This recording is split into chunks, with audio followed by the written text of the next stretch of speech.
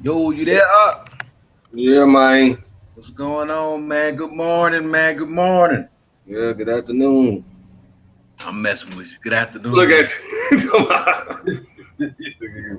Kool-Aid, man. Hey, it's a new day. I got Yeah, some tea, absolutely. man. Tea and some muffins. Right.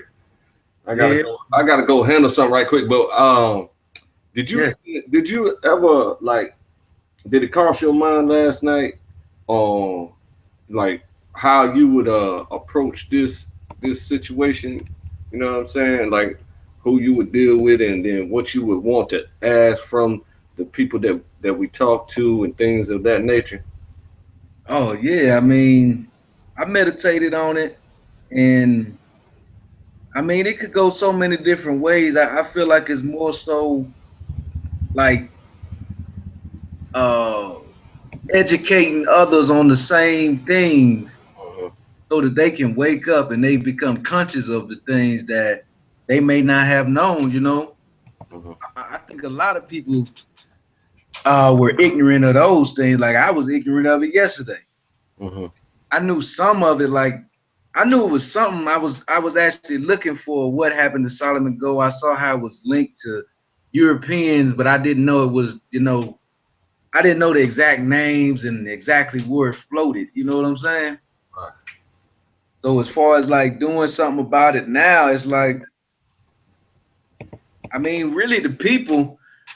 If the people were conscious of that and they knew that they was Israel, that would be enough right there. I think. Right, right. And then another thing, I woke up this morning like with a little bit of clarity based on your love doctrine, right? So Okay. the what stuck out to me was love your brother, as you love yourself, and all this, and this is how they will know you by you loving each other, loving one another, right? Yeah. So I'm looking at that. I said, man, that just stands out a lot more now. You know what I'm saying? But at the same time, how it's gonna be virtually nearly well, it's gonna be difficult. I think I know what you're saying, man. I was listening to a song. It indignated something in me. I wanted to kill somebody, man. Listening to that music and knowing how it influenced our people and the youth. You And see what it, I'm saying? yeah, They so sleep like, and then as far as the religious convictions, right? yeah. It's gonna be hard to convince them too, like the Muslims and stuff. You know what I'm saying? Like the black Muslims and Oh things like man. this. Not just the black ones, the other ones, the actual Muslims, they feel like we all slaves. Like Right, right. like we But not, see, the Arabs wouldn't be available to receive the type of reparations that I'm going to be going after, because like, I'm like you said, I'm going to be dealing with Solomon's gold. You know what I'm saying, yeah, and uh, not directly each individual uh, nation. government, which the governments are going to be accused, and Right. then we're going to back up those accusations with Solomon's gold. You know what I'm saying? And to have an army, because we already have an army ready to go. We just need funds and uh, uh, like weaponry and stuff like that. Right. So Yep. that's what I'm saying. So like the Arabs are not Israelites. It's only going to be geared towards Israelites, Yeah. whether they know they're Israelites or not. I think either way, like getting the Israelites first would be the best thing. But either way it go, once the movement is strong, the Hmm. other nations gonna see it, and it really doesn't matter. Like you said, if we loving one another, we don't have to join with you know There you go. false prophets and preachers that's not trying to listen. You know what I'm saying? Hmm. By doing what's right and loving one another right, keeping the commands of the Most High, it's going to draw people to us anyway. Like I already see it. Some people leave the church, they question things that's Yeah, highly questionable. You know what yeah, I'm saying? So yeah, yeah. if So those so so we got to be realer than the church people. right, You know what I'm saying? right, presentable, like some people go to church because it looks professional, like Hmm. to the children. Like you see, I have straggly face or beard. but the pastors have on suits and ties, There you go. and it's a look that fits for what they have been molded into in Exactly. society, like what society feels like is professional or grown or mature or righteous. That's their look, so they judge according to that. You know what I'm saying? Mm-hmm. If we judged according to what the Most High said and what's in the Bible, we would see that some of the prophets lived outside. Some of the greatest prophets lived outdoors, even Moses. Yeah, Jesus taught outdoors most of the time, that's right. and they had beards and they looked a different way. So I feel like we just had to do it the right way, regardless. As long as we doing it the right way and we living and we keeping those words, not just talking it, people would start gravitating to it. Like the Creator is above us, right? Mm-hmm. He know when our hearts are ready, when we actually walking what we talking, and then He starts sending people and He start waking people up in the churches. Like we just have to do our part, you know. The money is all there too. The Creator is watching that too, and He like, as soon as they move over here, this is what I do. Boom. Once this person wake up, that person wake up. He's waking people up individually, and as we unite, it's like it's even more powerful. Like that's what He expects us to do anyway. To Yeah. love one another. I got somebody talking junk on Facebook talking about let me get it right. Ah, Let me get this quote right. Hold on a second.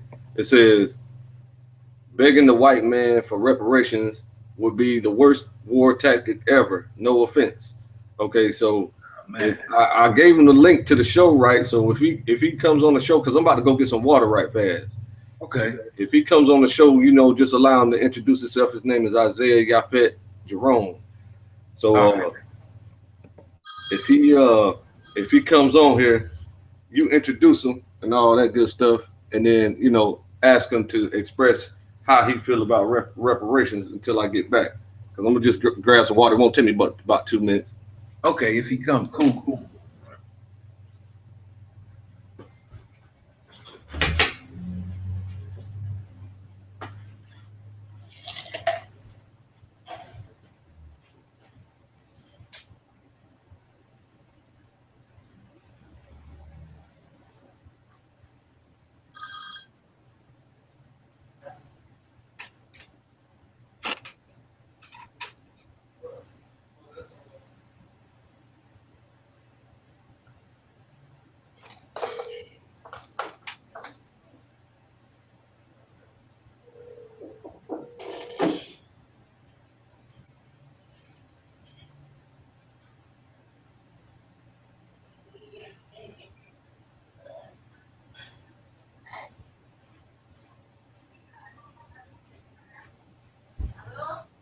People.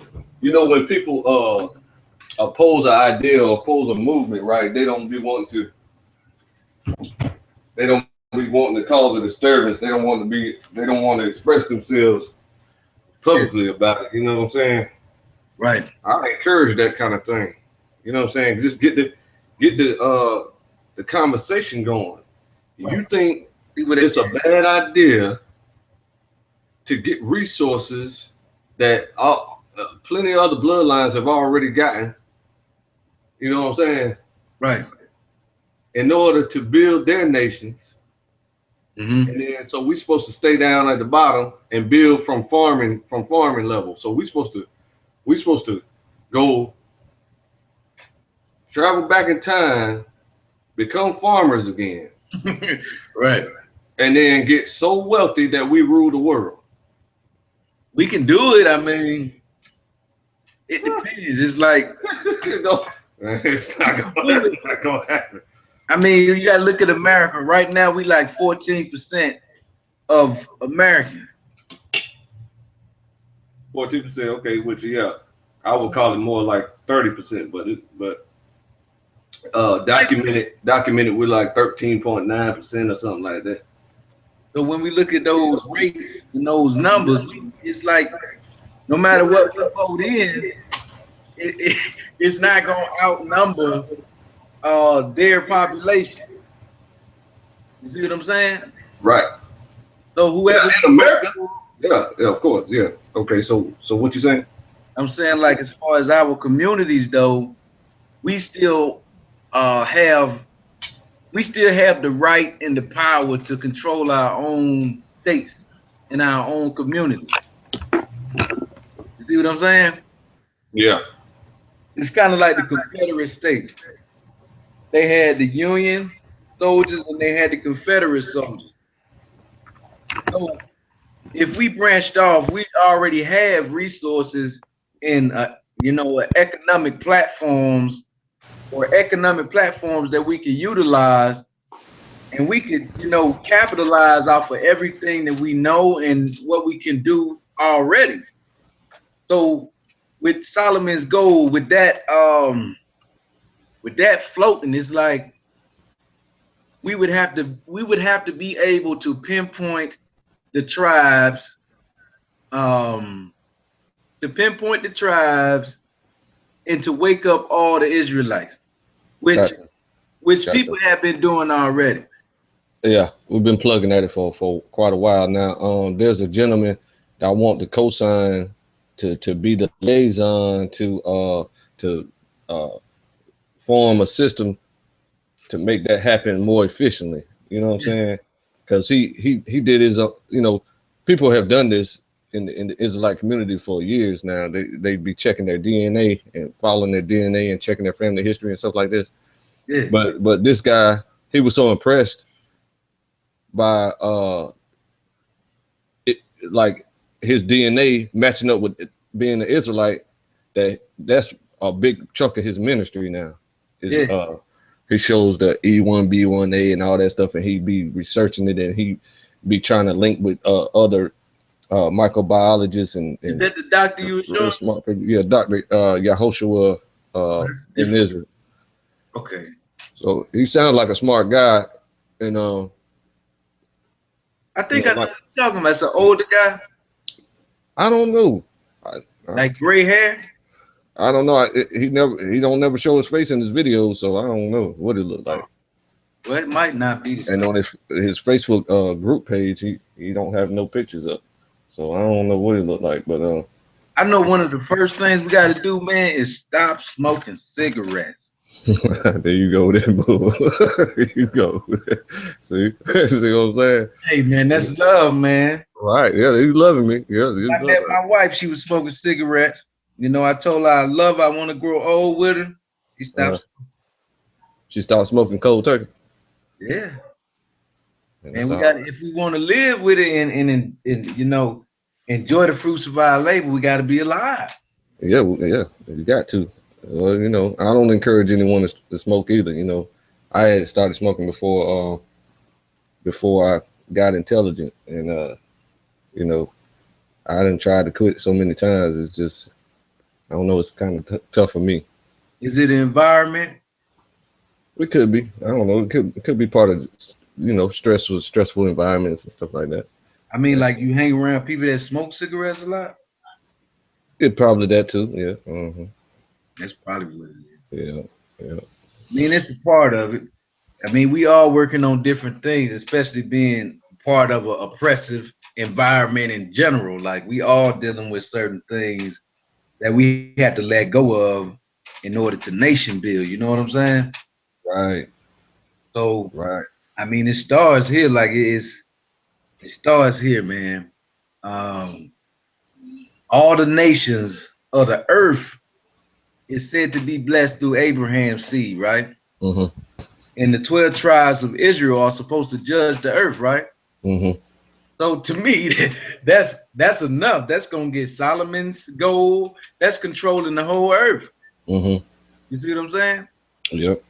So once they wake up and understand who are we to judge, we are Israel. We supposed to be judging the things that the presidents and the kings are judging on the Right. earth. So Yeah. now that we scattered, we waking up, it's gonna happen even quicker, like all Absolutely. over the world. Yeah. Especially It is if happening. if this like lands in our lap, which I doubt can happen. You know what I'm saying? But I'm just saying, it might take 20 years for this to actually become a reality. But this brainstorm here is, I think it's important because I don't see people having conversations on as far as internet groups and Israelites. They don't have conversations about it because they don't think it's necessary. The famous groups don't think it's necessary, and the unfamiliar groups don't think it's necessary. I don't think they know either. They think that they're just gonna form a huge army. The Father's gonna destroy the place in 1 hour, and then we're gonna clean up the mess, and then rules some kind of way. But this don't sound like a feasible plan to me. It's got to be a plan. You know what I'm saying? Like a step by step. What are you talking about? Right. What are the details? What should, you know what I'm saying? When the Father does the destruction part, right? Where are we gonna govern from? What's gonna be our communications array? You know what I'm saying? And all this other stuff. Right. We're gonna need, filtration systems. We're gonna need food production systems and all kinds of systems.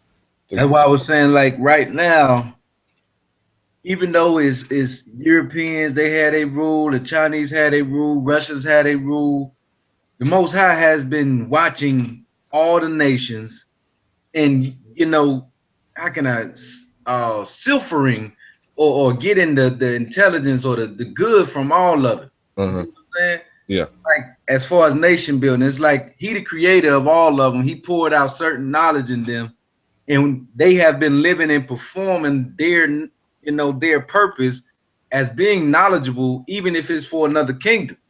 So over time, we're looking at all the inventions to make life easier. We don't even have to work on the Sabbath. We have machines that can work for us. You see what I'm saying? We don't have to walk 30 miles to go to a feast or something on the Sabbath. We could just get in the car and drive. That's not even labor. And then where we're gonna go to meet up on the high holy days? That's the thing. I mean, people have already been meeting up, so it's like they scattered and they divided. Like, if you don't have fringes, some of them don't want you to be around them. Some of them don't want you to be around them if you're not drinking Jesus' blood and eating his flesh. Yeah. So that's how, man. I mean, now some big boys is talking about, because they one of our archaeologists had found out that that the Jerusalem that we're all familiar with and grew up with, that they put it over there, is the Roman Jerusalem, and the original Jerusalem is uninhabited and basically kind of leveled to the ground.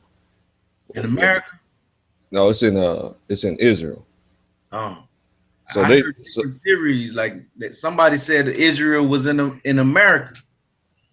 Like, they lied to us and swap things around. They found, like I told you, they found the 10 Commandments in America. Yeah. They found different artifacts, so they feel like it was here too. Or I don't know. It just sounds good. It's a lot of different theories, man. We had to root out. Yeah. It don't make sense. Well, and we know that don't really make sense because the Bible clearly mentions Ethiopia, and Ethiopia was an earlier name for Africa. That's what they called the continent of Africa once upon a time. Absolutely. So, I mean, even if they lying and hiding stuff, we can follow their trail to get the truth too, in the lies. Yeah. So when he found that out, they found a bunch of artifacts and other things, and they had their first what's the name of that holy day? The very first holy day, Pentecost. No, not Pentecost, Passover. They had the first call to home and told the whole Israelite nation to come home for Passover, and I guess I think they ended up with 12 brothers that went to the Passover. So that they felt like that was significant, that it ended up being 12 people. What did they find? You said they found Jerusalem, or was it another city? Yeah, the city of David is Jerusalem, right? But then in the Bible, it talks about how they had a Roman Jerusalem. That's the Jerusalem that Mashiach used to go to all the time, where he was crucified. So the one that David and Solomon had, David had built was further south. It's in a city called Tel Arad, Israel. Yeah, I see it right here too. Tarad, and it's got a ruined looked like a temple or a ruined castle or something on top of a hill. And they did a couple of documentaries about it. I think I saw some of that. Like they were showing like the city that David had built and stuff. That's probably the same place then. Yeah, it's flattened. And then just this year they put they like started pumping water in that area. So now it's like a little stream near the ruined castle and stuff like that. And they felt like that was prophetic too. But that sounds like a good idea to go there since it's basically uninhabited. Yeah. And you got your own community. You got all that type of money from the reparations, right? You can build a community instantly. Right. And you still, add into the world economy by purchasing all types of equipment and stuff that we haven't built for ourselves, backhoes and all types of other equipment. You know what I'm saying? I mean, dealing with the government, there's another story too. Like, I mean, if it's Israeli, if it's protected by the Israeli government, and they think that they the Israelites or the Jews, it would take another approach. You know what I'm saying? Mm-hmm. But like I said, with that type of funds available to us, yeah, you're just automatically gonna do whatever we say, because they're gonna say, well, this is gonna cost you this gonna cost you that, you're gonna have to do this, you're gonna have to do that, and then we're gonna be like, dang man, $2 million? I don't know if I can do that. Well, let me check my piggy bank. Oh man, they see all them zeros. What is this? Look, let me check my piggy bank, see if I got $2 million. I think I can do that. Yeah, he is like a penny, man. I think I can do that. Pennies. Yeah, that's where the mini mansions come in at. There's many mansions in the house. You know what I'm saying? In the kingdom. Yeah. I mean, it's possible, man. It's just like starting out. Like I like to plan things all the way through and still go out faith, because some stuff still just happen anyway. Mm-hmm. But as long the more you prepare, the funner it is. It's like an adventure anyway, man. But I mean, the preparation is basically just like most governments are set up. With an army, with schooling, with the different necessities that we need in life every day. So children and women and children are important. The men are first and foremost important, man, because it has to be strength, in the mind to spark the families, and to keep the people at a liberal mind where they not feeling, oh, we had to go back to America and have AC, or they don't want to be patient, or they don't want to listen. So they had to be able to see what's going on too down the road, and at the same time be able to submit to the Most High, because at the end of the day, it's all his. It's way more gold than what Solomon had in the earth. Mm-hmm. That they ain't discovered. Exactly. Yeah. And these. So what if we find that? What if we just find a better mind than Solomon's? I mean, he mind all over everywhere. So I don't know. I don't know if there's a mind that I don't know. I can't speak on that, except for I might be able to say that there might be some gold deposits at the bottom of the ocean, because we can't get down there yet. The scientists can't figure out how to get down there yet. You know what I'm saying? But I just want to see them treasure maps and see if I can read them. I want to look. I want to see them because in one of them communications said, "Man, yeah, he gave me all these treasure maps, and then we had to go find the treasures and all this, that, and the third." So I was like, "Hey, y'all put in some monster work to make this stuff happen." Yeah. I wanted to look up your boy, the King. What's his name? Which one is that? Bernardo. Oh, Let me look him up because I looked up that one kid, Jose Rizal, yeah. and I was like, man, are these people Israelites or what?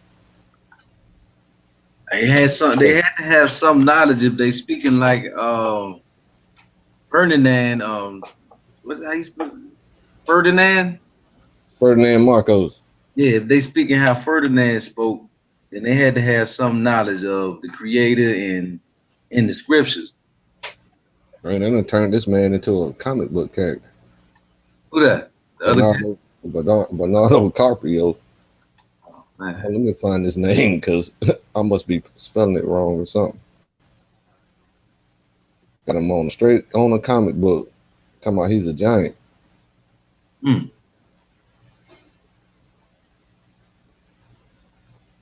Yeah, it's Carpio. Carpio's gold. That's what we've been talking about, right?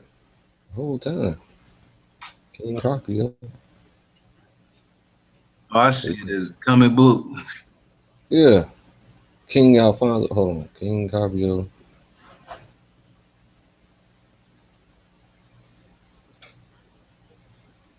I wonder if I must didn't do something right here. King Carpio. They in the Philippines. There you go. Bernardo del Carpio was born of a secret union between Count Sancho Diaz de Saldafio. Hmm. Hold on a second. Let me share this.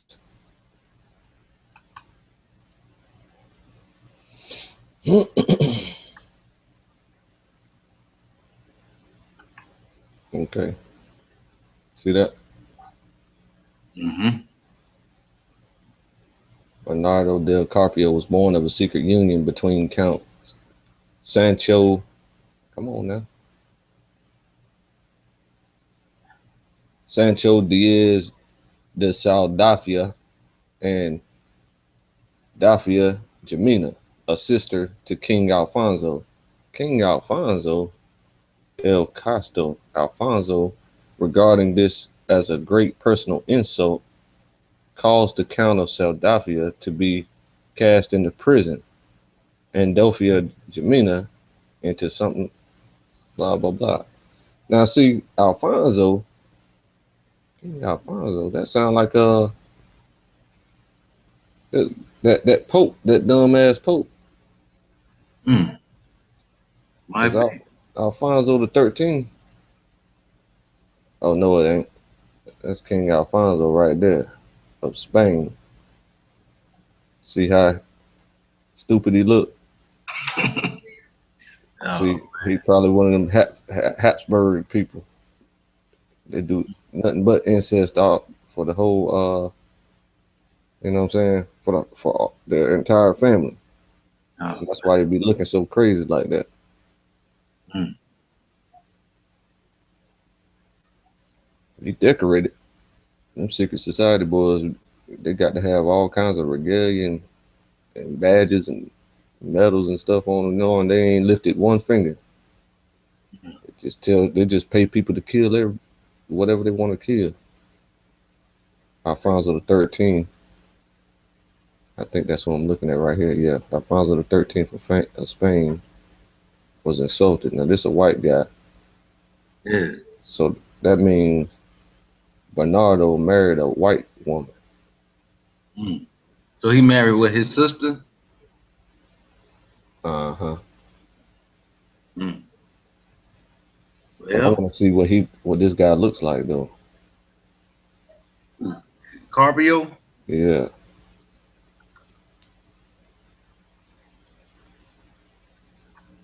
Hmm. Bernardo del Carpio.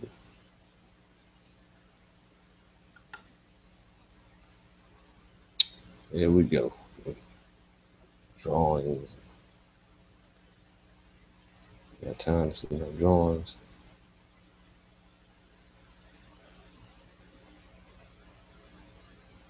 I don't know what he looked like, but if he's white and he claimed to be the sole heir of Solomon's gold, Mm-hmm. and he clearly stole it. Mm-hmm. But I can't find a legit picture of him. You see anything about it? I'm looking at it. It look like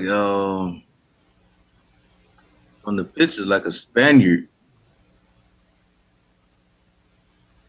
or a Spanish look, but that can vary too. Like some of them be dark too. But I mean,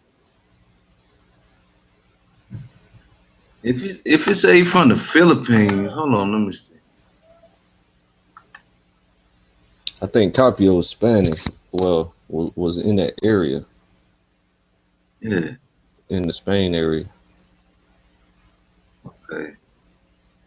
but it could have. Since you can't find no pictures of him, he might have been whitewashed out of history. You know what I'm saying? Right.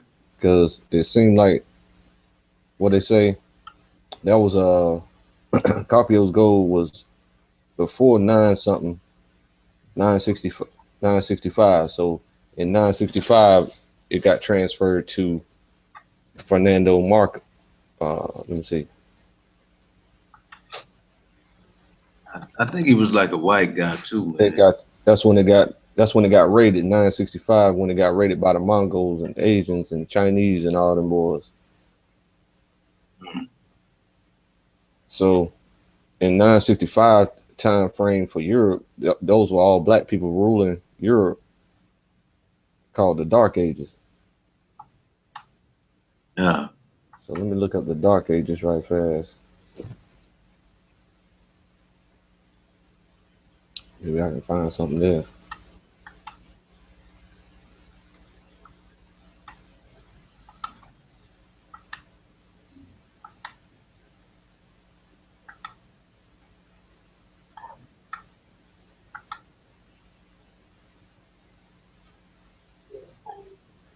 Okay. All right, you're welcome.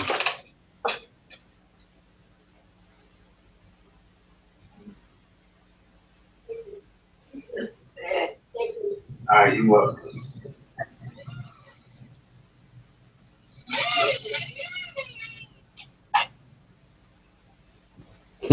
The darkness of the period compared to the later periods of light.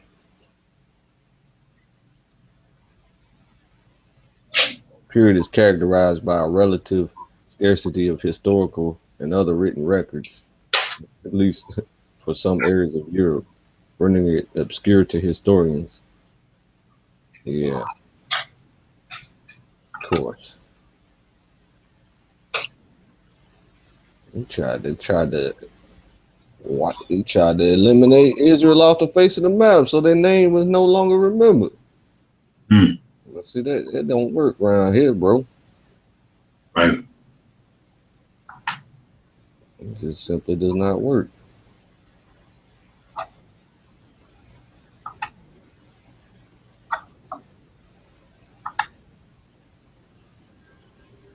Okay. Well, I want to explore um, some of these other links that I haven't read yet.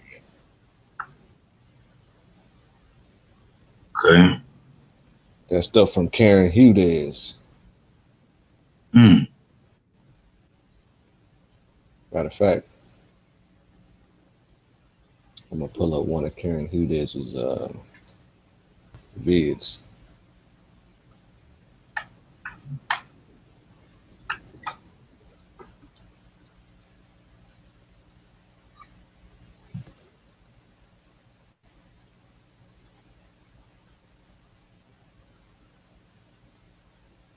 I see something about the table of Solomon. Hmm.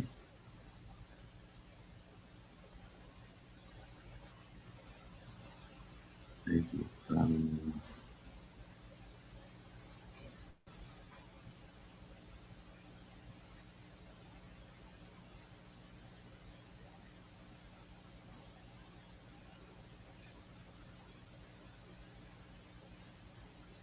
Hmm.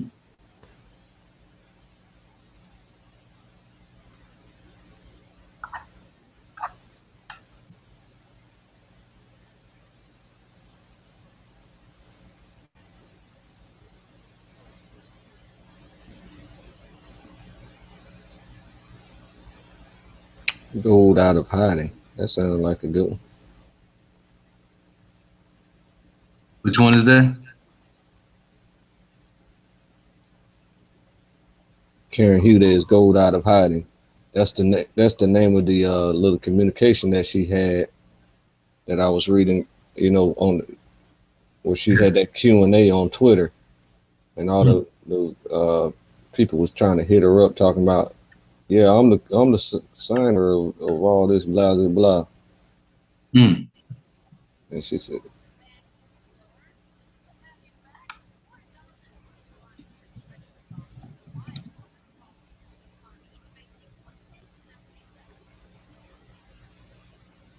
you can see that and hear it. I hear it a little bit.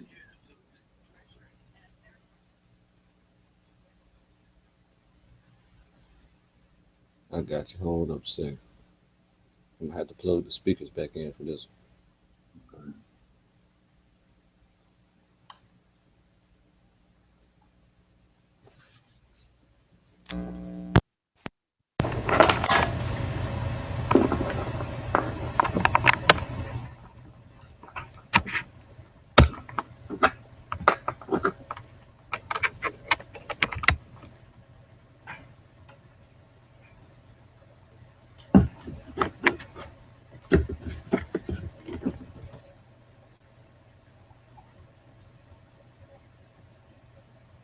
I sent you a link in well, a scripture showing how much they say, how much gold they say Solomon had according to the scripture. They say he received about 25 tons of gold every year. What? Yeah. So we don't know exactly how many years it was really, but I mean, he reigned for like 40 years, so that's a lot of gold. Okay, let's check this out. I'm gonna do the math while this is playing. All right. It's World Bank whistleblower. Good to have you back. Foreign governments keep buying U.S. Treasury bonds despite obvious problems U.S. economy is facing. What's making them do that, in your opinion? I think the biggest market for the Treasury, and there is a gut of dollars right now. But yes, there's also a small market. Unfortunately, the market is weakening as the dollar weakens because of all of this, what they call quantitative easing, where every month so many additional dollars are printed with absolutely no backing. You never told me, should we be buying gold? Well, yes and no. I think gold is probably a wise purchase right now, but more as insurance than investment because there's actually a great deal of gold. There's even more gold than people know about. For example, the amount of gold that's in deposit in the Bank of Hawaii is 170,000 tons. This is more than the World Gold Council says is available for all the gold on earth. People don't know how much gold there is. There's a lot of gold. Are you buying gold? I did actually, yes, but not because it's an investment, but because I'm not 100% certain that we're going to get our act together before all of the paper fiat currency falls apart. So I see it as insurance, but because of the amount of gold that's actually around in the world, in deposit all over the world, I'm not so sure it's a great investment. So you think the return to the gold standard is a realistic thing? It could be a possibility. Well, actually, that's not such a good thing. The currency ought to be backed by value, but there's no reason why it should be restricted to precious metals. It could be any of the commodities that are valuable. But the important thing is that, yes, the currency should be backed by assets rather than by debt, as we now have. But if a financial collapse happens, let's say, right, will gold be of any use? I mean, if there's a shortage of food, and look at the world today, the biggest problem we're facing is the clean drinking water. What's gold going to do about that? Well, first of all, I think that we're going to manage to get our act together. I'm not expecting a collapse. A very accurate game theory model is showing that we're going to manage to make a transition in a very smooth way. Maybe there'll be a few fits and starts, but I think most of the countries of the world are in favor of working together and not to have a collapse. The only thing that you're seeing is some of these crooks haven't figured out, they haven't seen the writing on the wall, they haven't seen that we understand that there's a way to work together and avoid these problems, which are definitely avoidable. So Karen, you were a senior counselor at the World Bank. Tell me something, honest banking, is this an oxymoron? No, we have examples all over the place. In the United States, the state of North Dakota has its own state bank, and many of the other states are looking at that. At the moment, 22 other states are looking at it, and we're urging the other 28 states to look at it. There was a bank in Amsterdam that I think went on for 300 years with no problem. We know how to do banking. It should be like infrastructure to support the economy. It shouldn't be for the benefit of elites that think they're above the law, as we currently have. If you look at the Bank for International Settlements, that institution was established when the war reparations were being exacted from Germany after World War I. And that's when it was started in 1930. And I believe it's 60 central banks that are members of the BIS. Those are the culprits. Those are the ones that really need to go out of business. Now,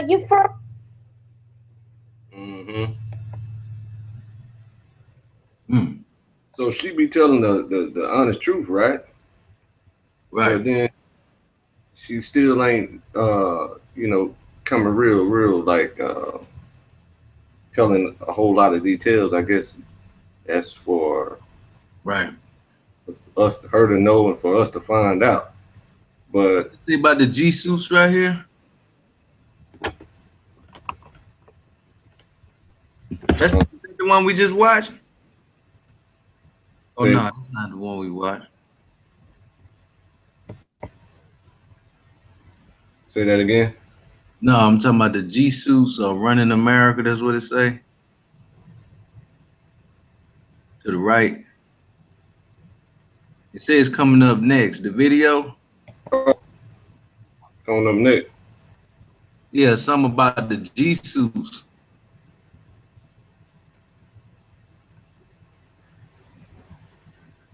Oh, the Jesuits are running America. Is that how you say it? Yeah. The Jesuits. Jesuits. Yeah, those are the zombies that I be talking about. Okay. They're the ones that doggone be tripping. Okay, so you got 25,000 tons times 40 years is 2 billion pounds. 2 billion pounds. Oh, let me do this again. Hold on a second. 25,000 tons times 40 years equals 1 million tons. But the communications say they got 1,750,000 tons. 1,750,000 tons of gold alone. Huh? I Yeah, don't know. but so like I said, man, she telling the truth, but you know what I mean, at the same time, I need to talk to you, miss. You know what I'm saying? I need to get you out of wherever you at and figure out what's going on here. Right. I wanna know. 170,000 tons. What's that? A ton is 2,000 pounds. Yeah, it's 1,750,000 tons. Oh, If man. you go strictly by the verses that you sent me and go How you by get the that? 40 years, Oh, you talking about then pounds? yeah, then that equal 2 billion pounds Oh, okay. of gold. And then one pound of gold, I did the math the other day on that. That 1 pound of gold is, let me see, one gold bar is 24 something pounds, 24 pounds. Yeah. In other words, it's a lot of money. But Right. 1,750,000 tons of gold is 39,996 point something square miles. Oh, man. It can doggone fill up the whole state of Kentucky. Man. Kentucky is 40,411 miles Yeah. in its borders. You put them all together, lay them all out on the street, Yeah. including all the buildings, it's gonna cover the whole state. Man. Don't let alone melting it down. What if you melt it down? You know what I'm saying? Right. You have That's the streets of gold, like the book say. right. That's a lot of gold. It's a lot of gold. Yeah. It's a lot of gold, man. Oh, you want to read them verses you send me each year? Solomon received about 25 tons. Oh, you said 25 tons. Yeah. So I did the math wrong then. I was wondering where you get the number from. I Oh, thought you were snap. talking about pounds. 25 tons. Oh, let me redo this math then. Hold on a second. What you do? 250? I did 25,000 tons. Oh, Tools, calculator. 25 times 40 years equals 1,000 tons times 2,000 pounds equals 2 million pounds. Then if I look at the gold price, it's gonna still come out to a lot of money. But they claim to have 1,750,000 tons. right. That's ridiculous. Absolutely ridiculous. That's what I'm saying. Like, I don't think they recorded how much gold Solomon had, you know, in its entirety anyway. Like, if he received that much in gold, diamonds, they got silver, you got all types of other things that accrue. You know what I'm saying? Yeah. And then that may not be all the gold that he received. Mm. And then David he probably inherited a whole lot from David. Right. I don't know, man. I try not to focus on the riches and the gold. It's vanity. Yeah, However, it you got can. this this prophecy that's telling us that the Father's not going to take us by the hand and take us out of this captivity. Right. That we have to come together, mature with Christ's mind, Yeah. keep the law, statutes, and commandments, and free our. That's basically telling us that we got to get ourselves out of the captivity. Now, Yeah. some people can't cope with this captivity, so they haven't been able to make a decent living in order to move into another impoverished state. You know what I'm saying? You can't move to Israel until it gets blown to kibbles and bits. But they can't move into a holy place or with righteousness until they make themselves righteous. There you go. No, it's self-preservation and self-reparation first. Like they have to repair. We have to repair the mind, our own minds first. You know what I'm saying? That's right. But it's all in order. It's all everything is taking place, man. It's just making sure we stay righteous and do what we supposed to do and stay on that path because everything else is already there. All the resources are here already. It's just that the people who we elect over them may not be so good. But that's a reflection on the people too. We vote the laws in, we can change the things that in the system and make it run better. But like I said, in America, the Afro Americans have been outnumbered. So even still, they're not really outpowered because the power Africa is like 3.5 times bigger than America. So their numbers excel. You know what I'm saying? Their numbers, they're strong in numbers and in knowledge, in power, armies, and all of that. So it's like what America does to their African Americans reflect their commerce or their trade with Africa. You know what I'm saying? Yeah. So I mean, we still in a good position. Like if we do want to form a petition to the government, which some people have, it just had to be outlined and specific. That's what Hillary Clinton was saying. She said if y'all have something y'all want or y'all want to talk to the government, y'all need to make sure that it's well organized and y'all unified in it. You know what I'm saying? Exactly. And that conversation, that very conversation right there is what sparked me to go ahead and start having these conversations to get a laid out plan to deal with, you know what I'm saying? That's what I'm saying. I feel like America is not so lost, not all of it, but only certain parts and certain sectors in the government operate corrupt. So if the president or somebody who's running for president actually spoke up and said something like that, that's deep. You know what I'm saying? That should spark something in a lot of us. Okay. Yeah, that impressed me because you Yeah, got these men that, you know, they don't, you know, they're not even filled with the Holy Spirit really, you know, all the way. And they took the time to drive all the way wherever they drove from to get in front of her to try to appeal to her heart, but not realizing that she's, you know, a secret society member.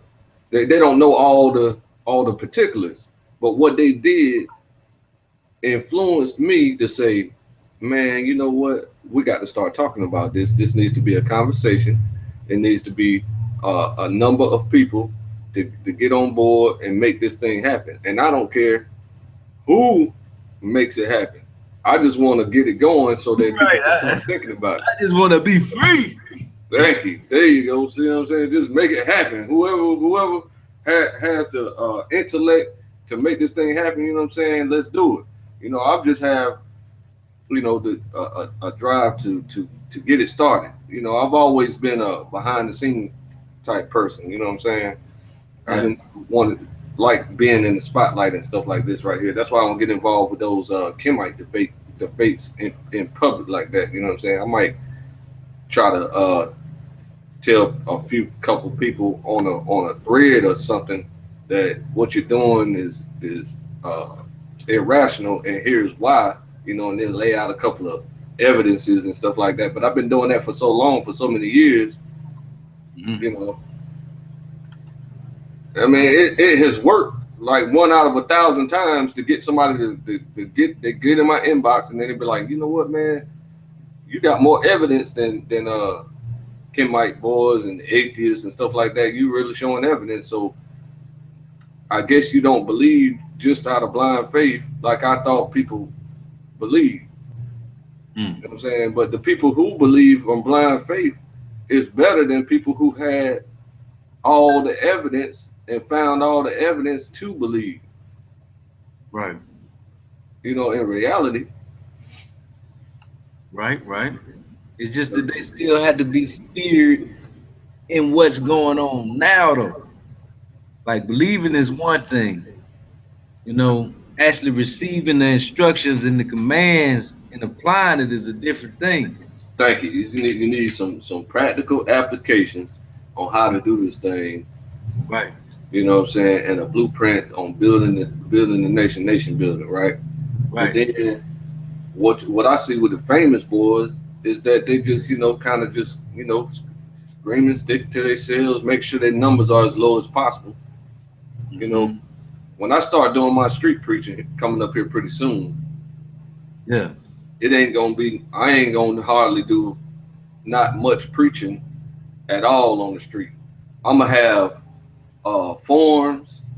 I'm gonna have a system in place. I'm gonna be going out there passing out flyers and forms and business cards and things like this, and say, come to the Bible study and have conversations with us about how to free ourselves from the oppression that we're under, and give Right. them reasons to realize that they are under oppression, which I didn't even know after about 2 years after I found out I was an Israelite. I Hmm. said the Emancipation Proclamation freed us from slavery. Then one Right. of the elders, I think his name Award Swordsman. I was doing a lecture on debate talk for you about how getting money is encouraged by the Bible, right? Yeah. Because outsiders, people who don't appreciate the Bible, they'd be like, why do they study the Bible when the Bible encourages you to be broke? When I laid out a whole bunch of verses and stuff like this, showing that the Bible encourages us to get as much money as we can. You know what I'm saying? But in a righteous way. Can't be selling drugs and pimping hoes and stuff like that. So I think my man dropped off, but he'll be back soon. So I'm gonna play this video right here while he's gone till he gets back.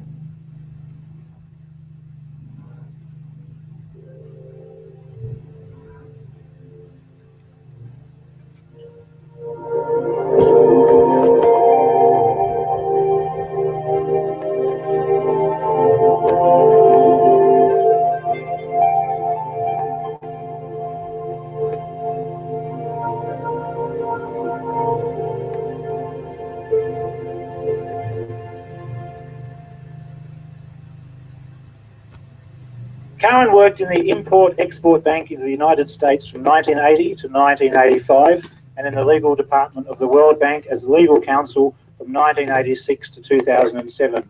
She's a Yale Law School graduate. In 1999, Karen reported on the corrupt takeover of the Philippines National Bank, earning herself a reprimand and eventually the sack. She's been exposed to integrity and due process failures of major institutions such as the US General Accountability Office, or GAO, in examining her claims against the World Bank. Karen went on to establish a number of oversight committees under the auspices of the American Bar Association and the US branch of the International Law Association. She's teamed up with other whistleblowers to notes on such issues as insider trading and inaccurate financial reporting. Because of her wide-ranging contacts, Karen has much to divulge about what's going on behind the scenes with elite factions, hidden power structures, and global puppet masters. Today, she'll be spilling the beans on what she's learned on the global currency wars, the real power behind the Vatican, what's happened to those missing stashes of gold, is there a secret parallel humanoid race, and the agenda to control or enslave humanity or not. Her intention is to expose the corruption which dominates our world and to make sure that we rise up to it. Please give her a big, warm Nexus Conference welcome, Karen HUDES.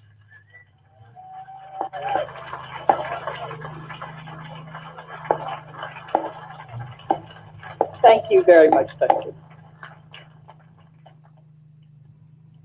I can't tell you how happy I am to be here.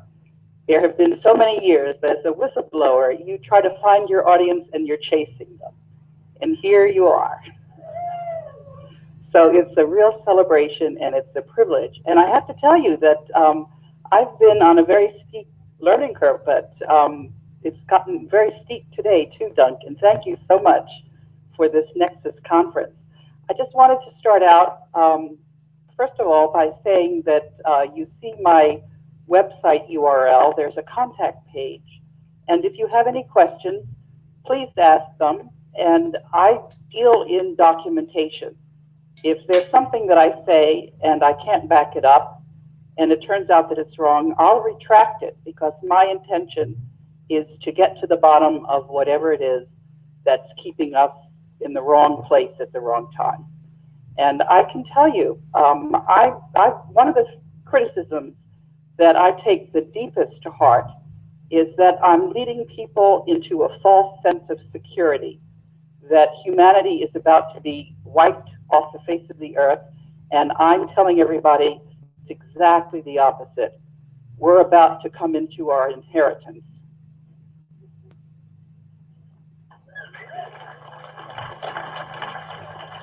But it's not going to be automatic. I'm holding all of you in this audience accountable for getting your government to get you your gold. So let's go to the first slide. That's your gold. It's 1,750,000 metric tons. Where is it? First of all, it's in a special trust account that was set up by Ferdinand Marcos. He was doing this as a young lawyer for Jose Rizal, who had been in the Vatican for many years. Jose Rizal was the son of Prince Tolano, who was a twin of Queen Victoria. And the royals had kept the world's gold for themselves, and then it was stolen from them by the banks. And what happened is Prince Jose Rizal didn't like what he saw at the Vatican, and so he came back to the Philippines with the Vatican's gold. The Vatican sent the gold to the Philippines for safekeeping, and what Jose Rizal did was he locked that gold up in a trust account for 50 years. And the thing about a trust account for 50 years is if you say you own something and you haven't managed to get control of it, after 50 years, you've lost it under something called the statute of limitations. So that gold went into hiding for 50 years, and those 50 years ended in 2005. But we didn't manage to get our gold out. And the reason why is because the banks refused. The man who's the authorized signature authority, and you'll see a little clip of him, that's Wolfgang Struck. He kept writing to the banks and saying, I have the right to withdraw the money. I have the right to find out how much money it is now because it's been accruing interest. And the banks wouldn't give him the time of day. And when I started flailing around, which is what I actually did for a number of years after I was fired by the World Bank, he found me. He said, the two of us can get the job done. And that's exactly what we're doing. And who are we teaming up with? We're teaming up with all the countries of the world, the BRICS countries. And one of the people that's helping us is Putin. I've been on Russia television today 3 times. Yeah? So you're starting to get the picture, right? And, you know, Germany just announced that it was going to the BRICS. You know, the day that they announced that, that was the day that I wrote a press release for a 24-hour embargo. And during that 24-hour period, that is when Germany said that they were going to join the BRICS. So what you actually have is you have all of the countries of the world that are all on the same page. And the reason I went to Japan is because there's something called the Status of Forces Agreement. The United States military is actually occupying Japan, and there's a committee that is supposed to take charge if there's going to be an emergency. And I wrote a press release to that joint committee, and I said that joint committee is getting its gold, and that meant that the US military was able to do an end run around the Vatican's shills that are sitting at the top of the Defense Department. So the chair of the Joint Chiefs of Staff, Martin Dempsey, he was there to be a traitor and to make sure that the United States dollar crashed. Now, it's not actually the United States dollar, it's the Federal Reserve note. There's quite a distinction.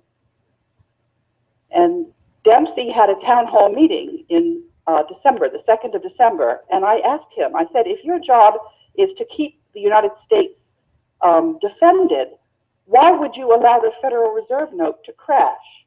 He didn't answer that question. So I asked him the same question in March, but then I said, and besides which, you didn't answer my question back in December. Well, he didn't bother to answer the question, but it was pretty clear that he's there to make sure that the military in the United States was going to end up unilaterally surrendering when the Federal Reserve note crashed. Were they happy about this? Absolutely not. And there was another thing that they were absolutely apoplectic about. That was when there was supposed to be a nuclear bomb dropped on Charleston. Yes, that was on the 7th of October. Instead, what happened was there was, the bomb was detonated 600 miles off the coast. And our friend Putin, he intercepted the military cables showing that there's seismograph records, there's eyewitness accounts of how the Air Force convey of this nuclear device landed in the base in Charleston. And the two heroes that detonated that device in the ocean, as opposed to on the citizens of Charleston, they were fired for their efforts. Yeah, and the Inspector General of the Department of Defense, I wrote him 2 weeks after those illegal firings. And I said, you know that those firings were illegal, that the grounds were absolutely not supported for their discharge. And besides which, you said that you were firing them for something that happened 6 months ago, as opposed to what happened when the bomb was detonated off the coast of Charleston. You better reinstate those heroes. That's John T. Reimer. Well, he didn't. So if you've got the inspector, you'd be fired What for no happened to cause. him, man?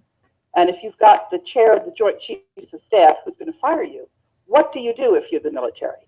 What they did was they wrote books and they sent them to me. What I'm trying to say is that the military is now able to do an end run because they're part of this joint committee in Japan that's defending Japan, because there's nothing that's going to harm Japan more than their paper currency crashing.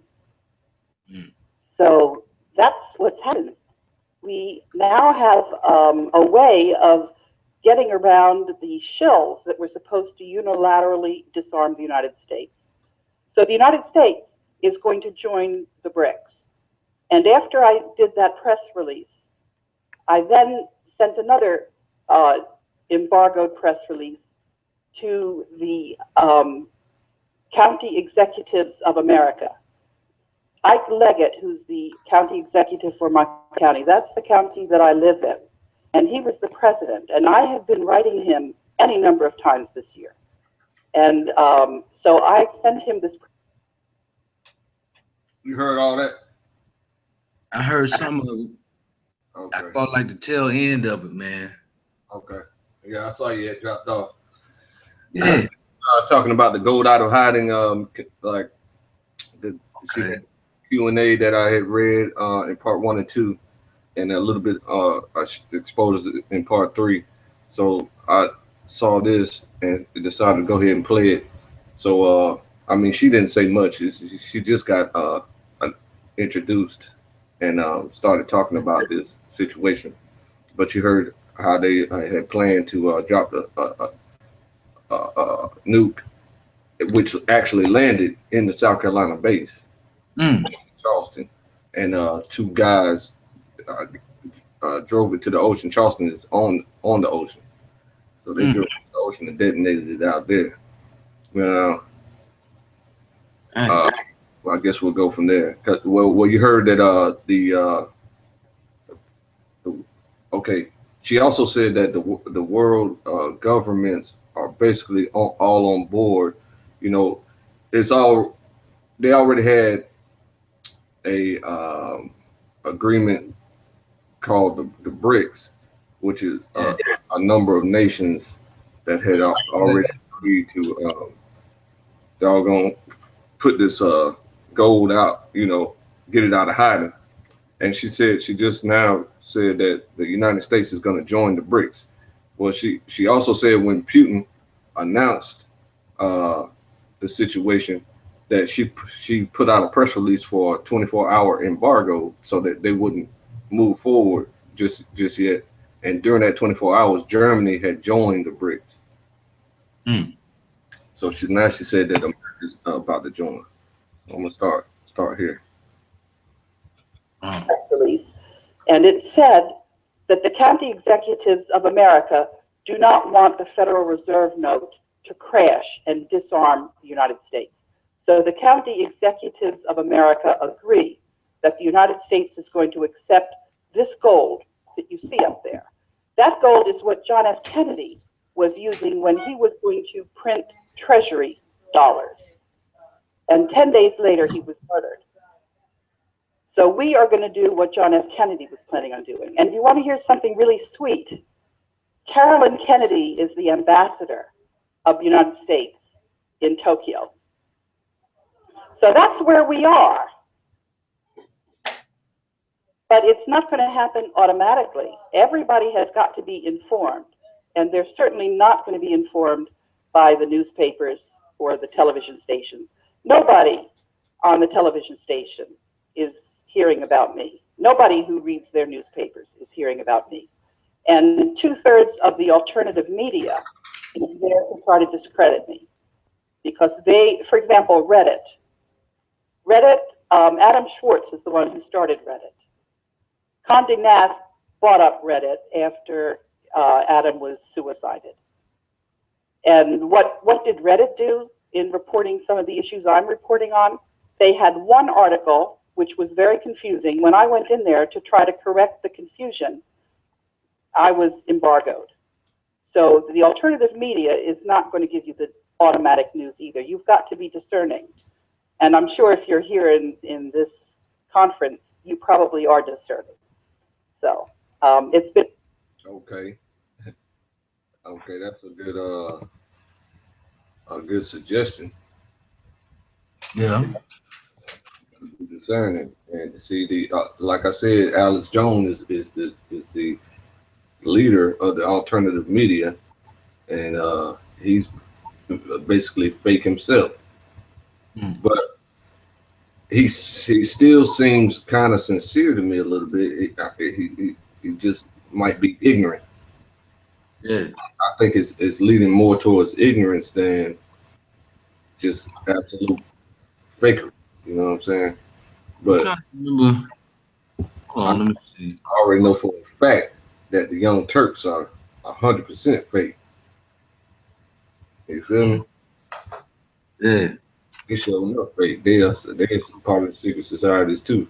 But see, Alex Jones been exposing the secret societies for years, you know, under threat of death. Right. I just think it's leaning more towards ignorance than complete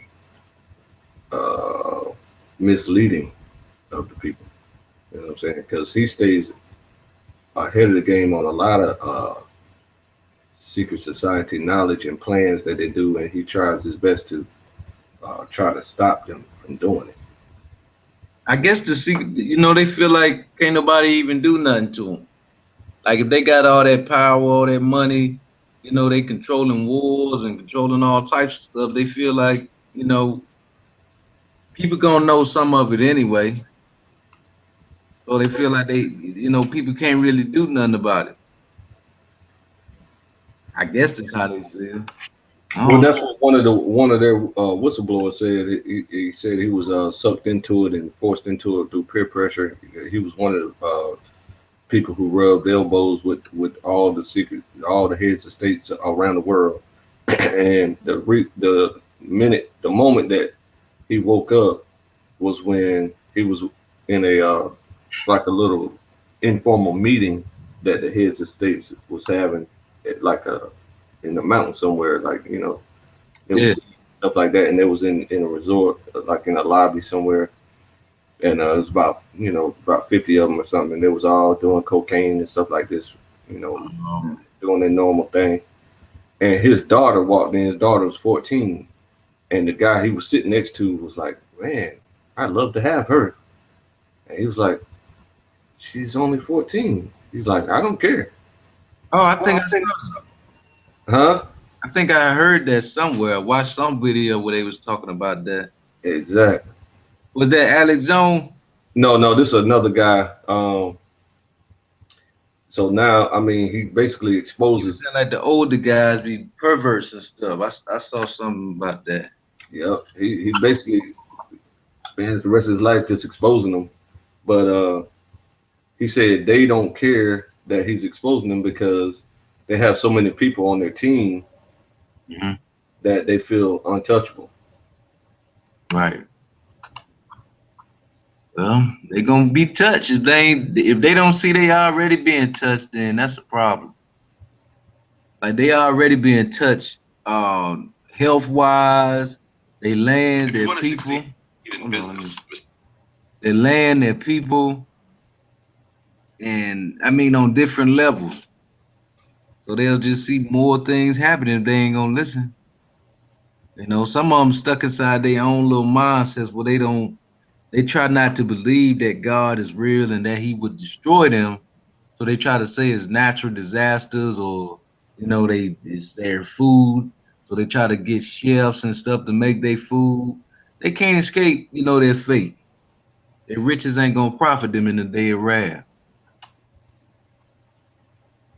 You Yeah, man. We just gotta keep reminding people of that so they don't become frightened by this process that's happening with them coming down and the But you see people how moving it in the is, world. man? It's like we have to somewhat get them to fear the creator because the people who have been somewhat controlling the world try to get them to fear them. You know what I'm saying? Yeah, precisely. That's ridiculous. Like the thing we were talking about loving one another, it happens and it's gonna make things work better for us. We love ourselves, we love one another, and we love ourselves. You get what I'm saying? Yeah, Like we love ourselves. Loving our enemies does not mean that we wouldn't destroy them. Like we have to destroy things that are corrupt in our community. You know what I'm saying? right. If the people don't want to comply, if they like, let's say for example, a rapper, he make it big and then he get rich, he's famous, but he's still speaking um he's still corrupting the communities and destroying things with his music and he try to blame it on art. They try to hide behind Hollywood and hide behind the law and which seem to go hand in hand. So when they do that, it created more confusion. Now white people looking at black folks as thugs and gangsters because of the rappers. And then the rappers putting out more and more songs hiding behind their art. You see what I'm saying? Yeah, for personal gain, that's the lust of their belly. Their mouth gotta be stopped. Do for self, and They, don't care how it impacts people's behavior. yeah, you see it on they reality shows or their TV show. They try to look like the Huxtables, but then when their music come out, they want to look like a pimp or a player. Like they got all those women and guns and drugs all over the place. But on Mhm. their reality show, it's called the reality show. You know what I'm saying? Mm-hmm. That's their reality. So it puts them in a place like if they ain't your reality, why the hell you rapping about it? You know what I'm saying? Oh, the sheer madness, man. It's madness. So yeah, they entertaining. They talk about they entertaining the hood. They go to the hood. They dress down, and the hood somewhat accept them because they feel like they made it out of that place. But if you make it out of that place, you should be uplifting and speaking to encourage your people.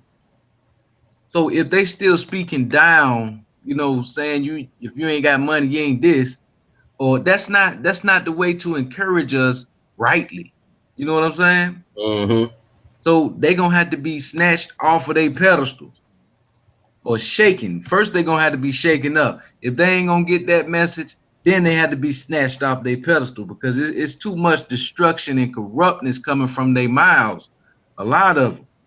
And even though they might have one song saying "Praise God, thank God for my blessings and stuff," the next one go right back into confusion. Yep. Yep. So it's not fooling me, man. I'm not fooled at all by it. Lies. He just came out with a video with hundreds of idols all in the video. We got a white Jesus hanging off the wall, and it's about 3 feet big. Mm-hmm. He's standing in front of it with his hands together like he's praying. Yeah, That's utter destruction. right. I mean that, and they talking about taking other people, women, put slipping stuff in their drinks, killing folks. I mean, if you got it, you got it. And if you gonna use it, you'll use it. But the way they present it, it proves that they in fear of their lives. You know what I'm saying? That's right. If we got 50 choppers, I don't have to do a song saying we got 50 choppers, 50 dudes. You don't have to say it. I don't have to say it at all. When the time comes, why would I even bring that trouble my way or bring heat my way, and cause those things to happen in my life or in the people who listening? Because when they rapping about it, what happened is people going and doing it. Mm-hmm. They ain't doing it, even if they about it, it's making other people convert or it's subverting whole households, man. Right. It makes young impressionable people say, okay, well, I can do it that way too. They feel like that, right? They might already be angry. Think about this. The whole trap in our community, they call the projects, which is self-explanatory. It's an experiment. So they are already going through oppression and they pissed off, and most of them don't even know why. A lot of them don't know why they oppressed, why they family members arguing, why they always going through this. So yeah, they angry, and then if they taking out that aggression on one another, it's making the situation worse. And then they hear the music was making them more angry or bringing bringing that rage out of them. And then the people who have to deal with it are the people that's closer to them. The white people behind they picket fences and protection. You know, they on the other side of town. Mm-hmm. So the African American community had, that's what I'm saying, that the people that's in positions to speak and to inspire the youth are going to pay for the corruptness if they continue in it more than anybody else. Because they were put in positions to lead right. You see what I'm saying? The Bible actually instructs us to take out false prophets. There you go. And also, I was thinking about another situation, right?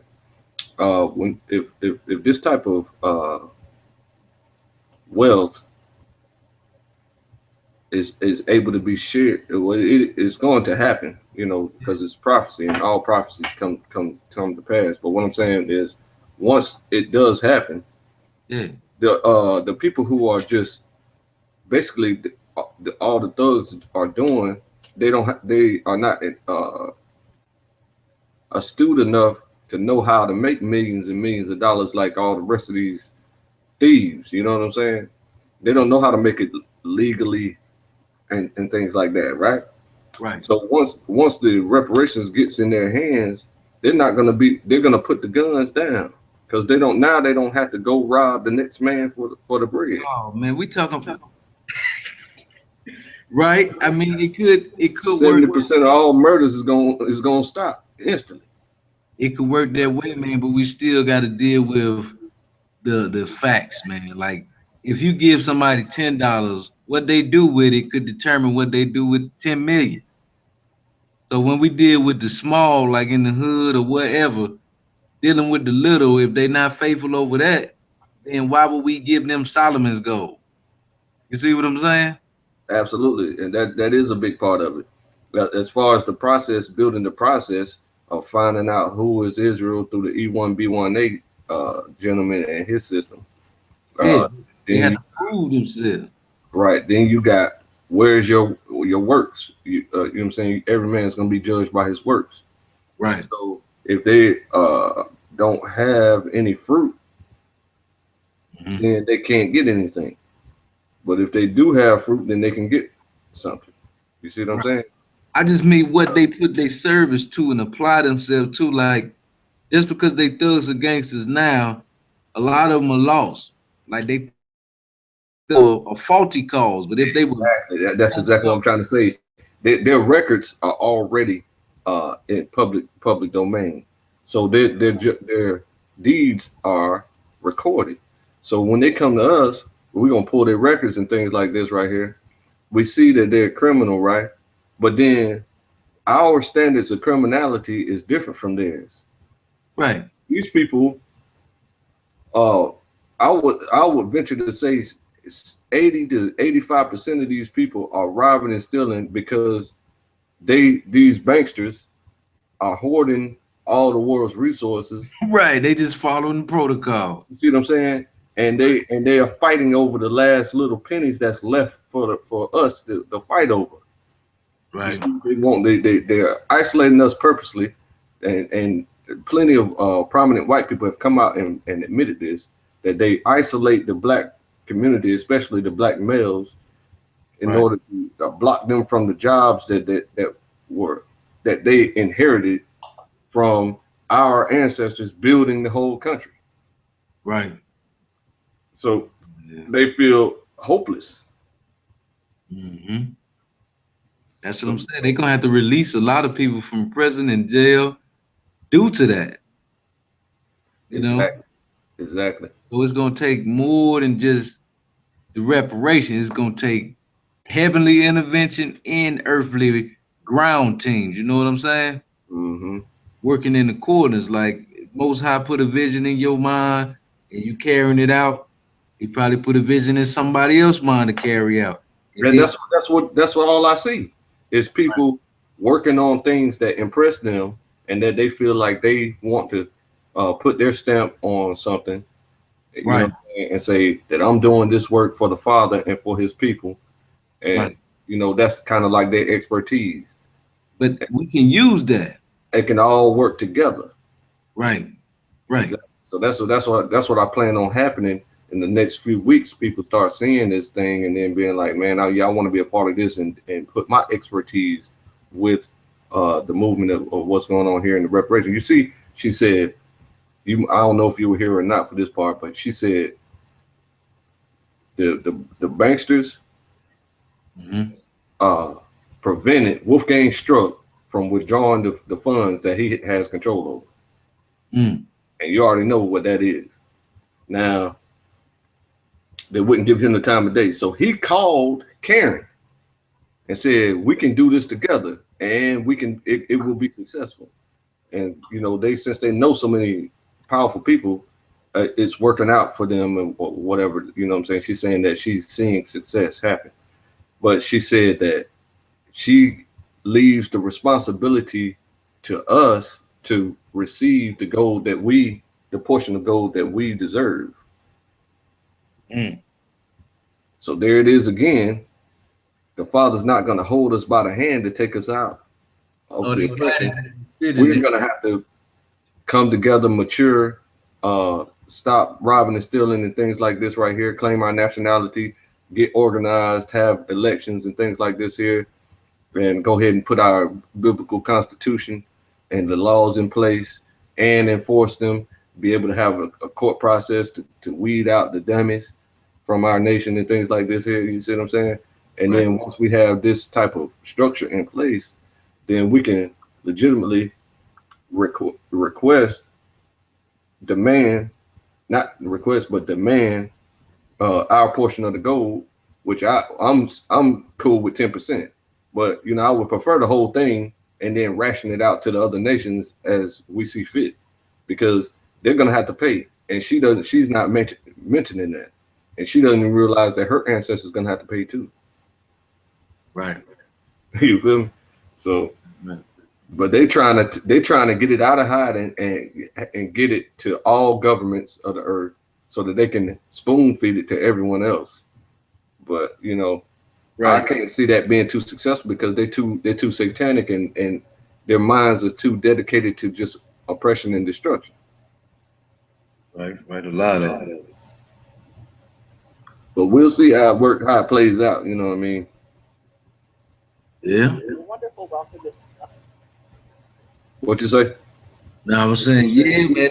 It's I mean, it's not as hard as it seems. It's like, did you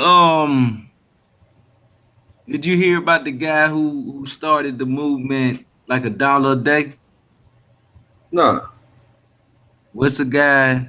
He's actually on my friend list, but he started a movement for the $1 a day campaign where if all African Americans gave, you know, a dollar, no, I think it's $1 a week.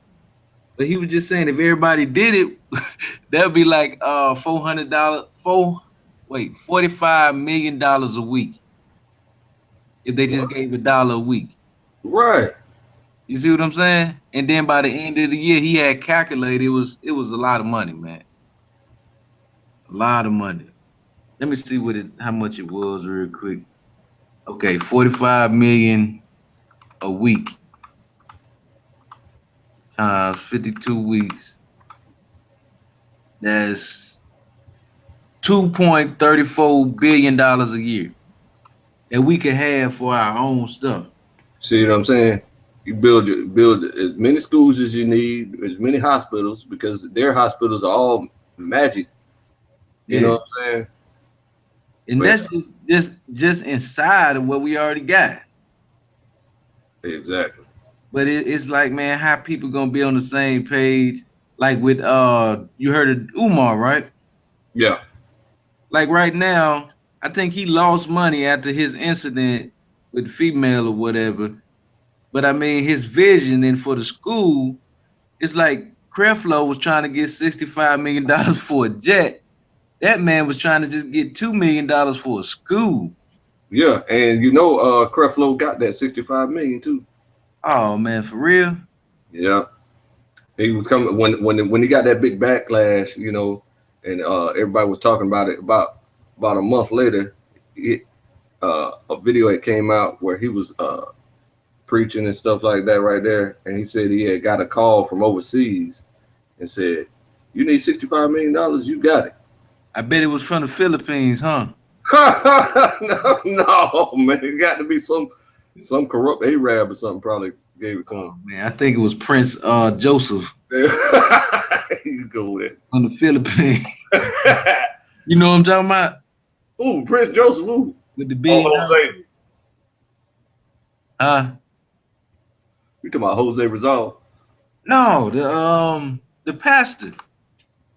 Prince Joe, his name Prince Joseph. Oh, some rich guy over there? I think he's from the Philippines. I don't know that guy. He might be a descendant. Fernandez. Might be Yeah, Joseph Prince. Never mind. Joseph Prince. Not Joseph Prince. Yeah, he got a church in Asia. Oh yeah, I know that who you talking about, Joseph Prince. Yeah, Like $1 billion church or something like that. yeah, that guy, the Korean guy. Nah, he's Singaporean, but it say he was born in the Philippines. I guess Singapore is one of the islands or something. I think. Shoot, man, it's gold all in the caves over there, just laying around. There's this video of this guy. He ain't say a word. He just went in there and recorded the gold in a cave somewhere. It's like 4 minutes long. You can hear him breathing all hard, like, damn, look at all this gold. But he didn't say one word. He from the Philippines too. Joseph Prince. Joseph Prince. Yeah. He got the flag right there too. The same flag. Video. See what she talking about. It's a great privilege to be here with you.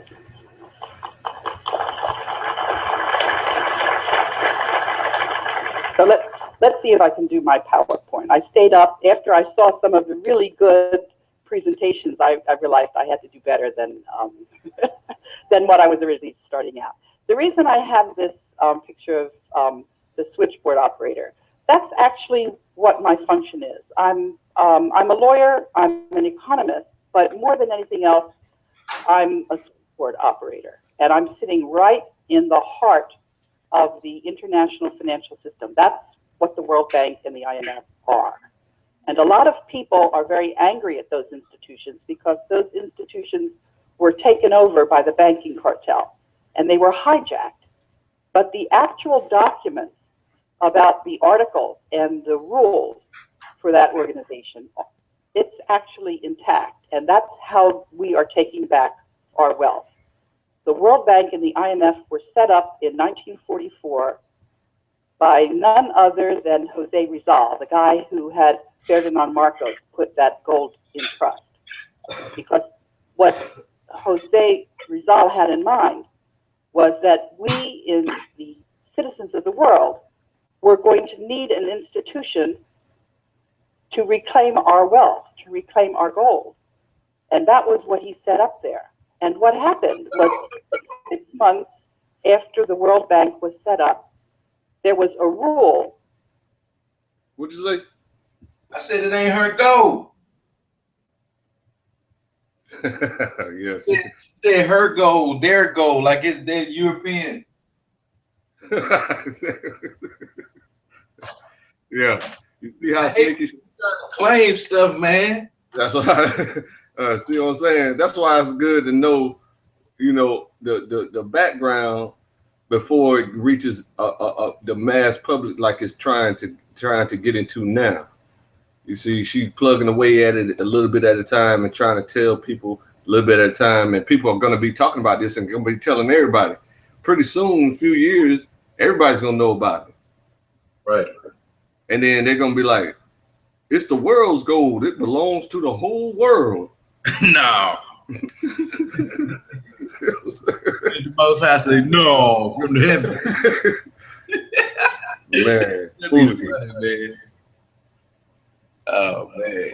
It said, and by the way, there's 2 layers of oversight. You've got a resident board, which consists of the countries, and it's not one country, one vote.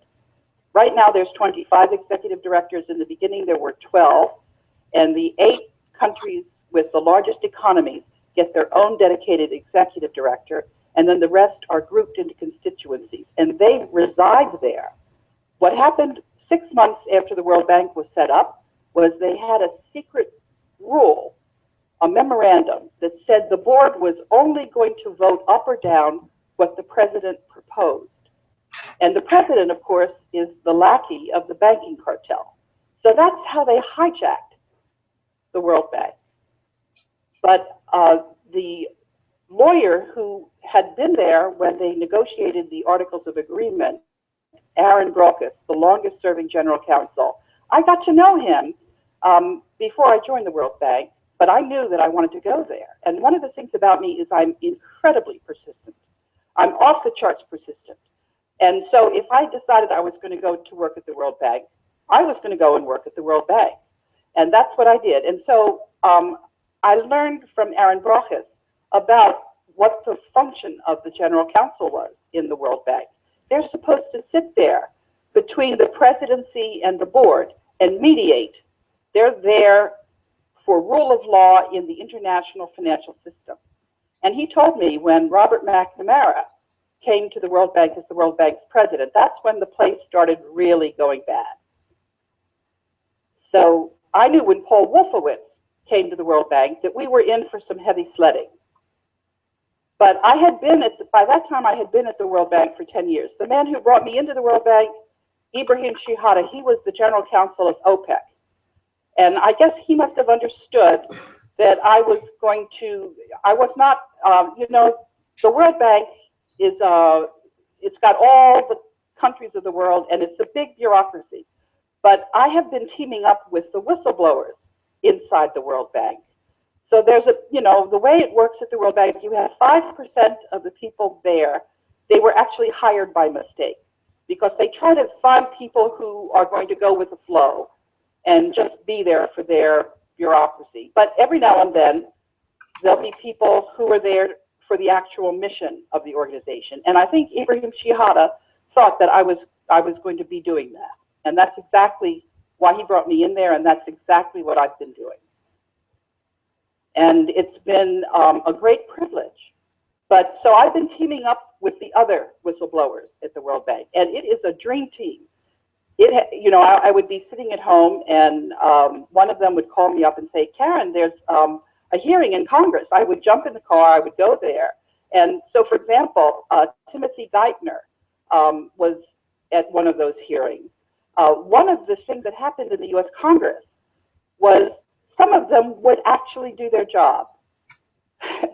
Yeah, Senator Richard Lugar was one of the ones who did their job. When I reported to Senator Lugar that there was all this corruption inside the World Bank, Senator Lugar wrote 3 letters to the World Bank saying, don't fire this lady.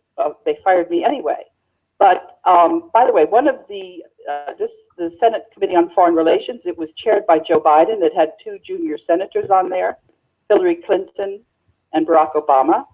And I have been, if you want to find out what's been going on, you can just go on my website and you can see the letters that I've been writing to these people. I have been nagging them. I have been tagging them. I have been, they are absolutely, there's nowhere for them to hide. And that's where we are now. And Putin knows this. And he knows that this has been documented in front of the American citizens. And he knows that the BRICS countries, Brazil, Russia, India, China, and South Africa, together with the citizens of the United States who do not want their country to be corrupt and a laughing stock among the rest of the world, that we're rolling up our sleeves. And that's the good news, but it's also the bad news, because the minute we take over, we're just like the Titanic that's steering away from the iceberg. All of a sudden, whatever happens, it's going to be on our beat. We're going to have to try to figure out how to transition. We're going to have to try to figure out how to undo centuries and millennia of slavery. There were 2 comments that I wanted to take issue with. One of the comments was from Greg Fredericks, where he said that humanity was degraded from what it used to be. If we were so degraded, we wouldn't be where we are right now. We're ready to take over. And whoever those ETs are, we're going to kick their butts.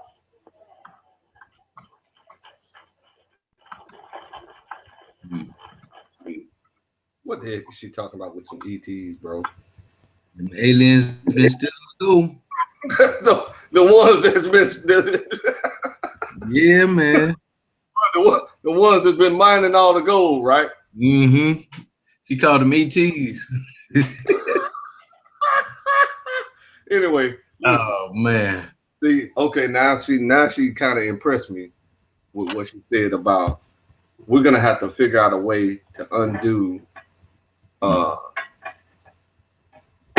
millennia of slavery. And that's what I was saying in part 1, that they're gonna have to pay us back for 2,700 years of slavery. Mm. So that's why I said we 27 years. 2,700. Oh man. Years of slavery. So that's why I said. That's why I told her. I said, listen, man, I'm comfortable with 10%. Mm-hmm. But I mean, it just makes more sense that you just need to give us the whole thing. I mean, it's our family's money. Right. You need to give it to us. Then you need to come to us with your plan for how you're going to use whatever we allowed to get a permit to you. Mm-hmm. But the way she's talking is they're going to just take control of it, since they already have their governing systems all over everywhere. Right. And then ration it out to people. Mm. Yeah, they still jockeying for power, man. They want to still have their seats, and you know that's a whole different story. You know? Mm-hmm. That's a whole different story. That's what I'm trying to figure out. Okay, how you going? I don't understand. You know what I'm saying? That's why we need to hurry up and have our voices in place with a plan, Yeah. because they're already making this happen. Mm. So once again, we're going to be left out of the loop of all the planning that they do against us already. Yeah. So that's why if people get more involved in the planning stages instead of just allowing stuff to happen to them, they could change the process of how things are implemented. Yeah. You feel me? Right. And we had to. That's what I'm saying. The gathering and coming, gathering our thoughts and gathering ourselves in order to build, man. But, we might be beefing on Facebook. Some folks might not even want to link up because of the online beefing, or the phone beefing. And then some folks can't even get along in public or in person. So it's like this person got their idea, that person got their idea. If it ain't being coached, we had to take it to the elders, man. Exactly. I see. That's why I exposed this information to an officer of ISUPK, because General Yohana don't listen to me because I'm a nothing to him. You know what I'm saying? So Tazariak basically became the same way over time. He was like, he don't pay attention to nothing I say. But I tried to reach out to him too. yeah, but they have the minds of quite a few Israelites, and so does the rest of the camps. If they have the minds of the Israelites on their team, you know what I mean, and they have control over these minds and these work, these, you know what I'm saying, these bodies that can do the work, then they need to go ahead, learn this information, and expose it to their particular camps. Mm. And then eventually people are going to be like, okay, Solomon's gold is available, and it's possible to retrieve it or a portion of it. Yeah. That would be a motivation, because they'll finally realize that, okay, you're going to need plenty of money to run a nation. I mean, that's just common sense. Right. It's not gonna take a lot of it. It's not really gonna take all the Israelites or all the people, but I feel like they still need to be taught the commands and the laws and be on the same page and loving one another.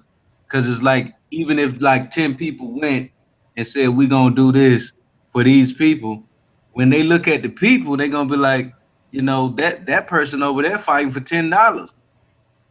You know what I'm saying? So just Exactly. to have, We already so they don't have no excuses. we already doing all this work for the love and for free. So when you do the work, realizing that you're about to come into a large inheritance, that should motivate quite a few people to go ahead and get on board, because we're gonna need more than 2 people. It's just Karen HUDES has a team, of course, but she was by herself with Wolfgang Struck, and those 2 people have their own teams, and then now they have a nice sized team, 20 people or something like this, but they have so many. They know who to talk to, they know who to deal with, and everybody on the world stage knows them. Mm. So they can get things done easier than us. You know what I'm saying?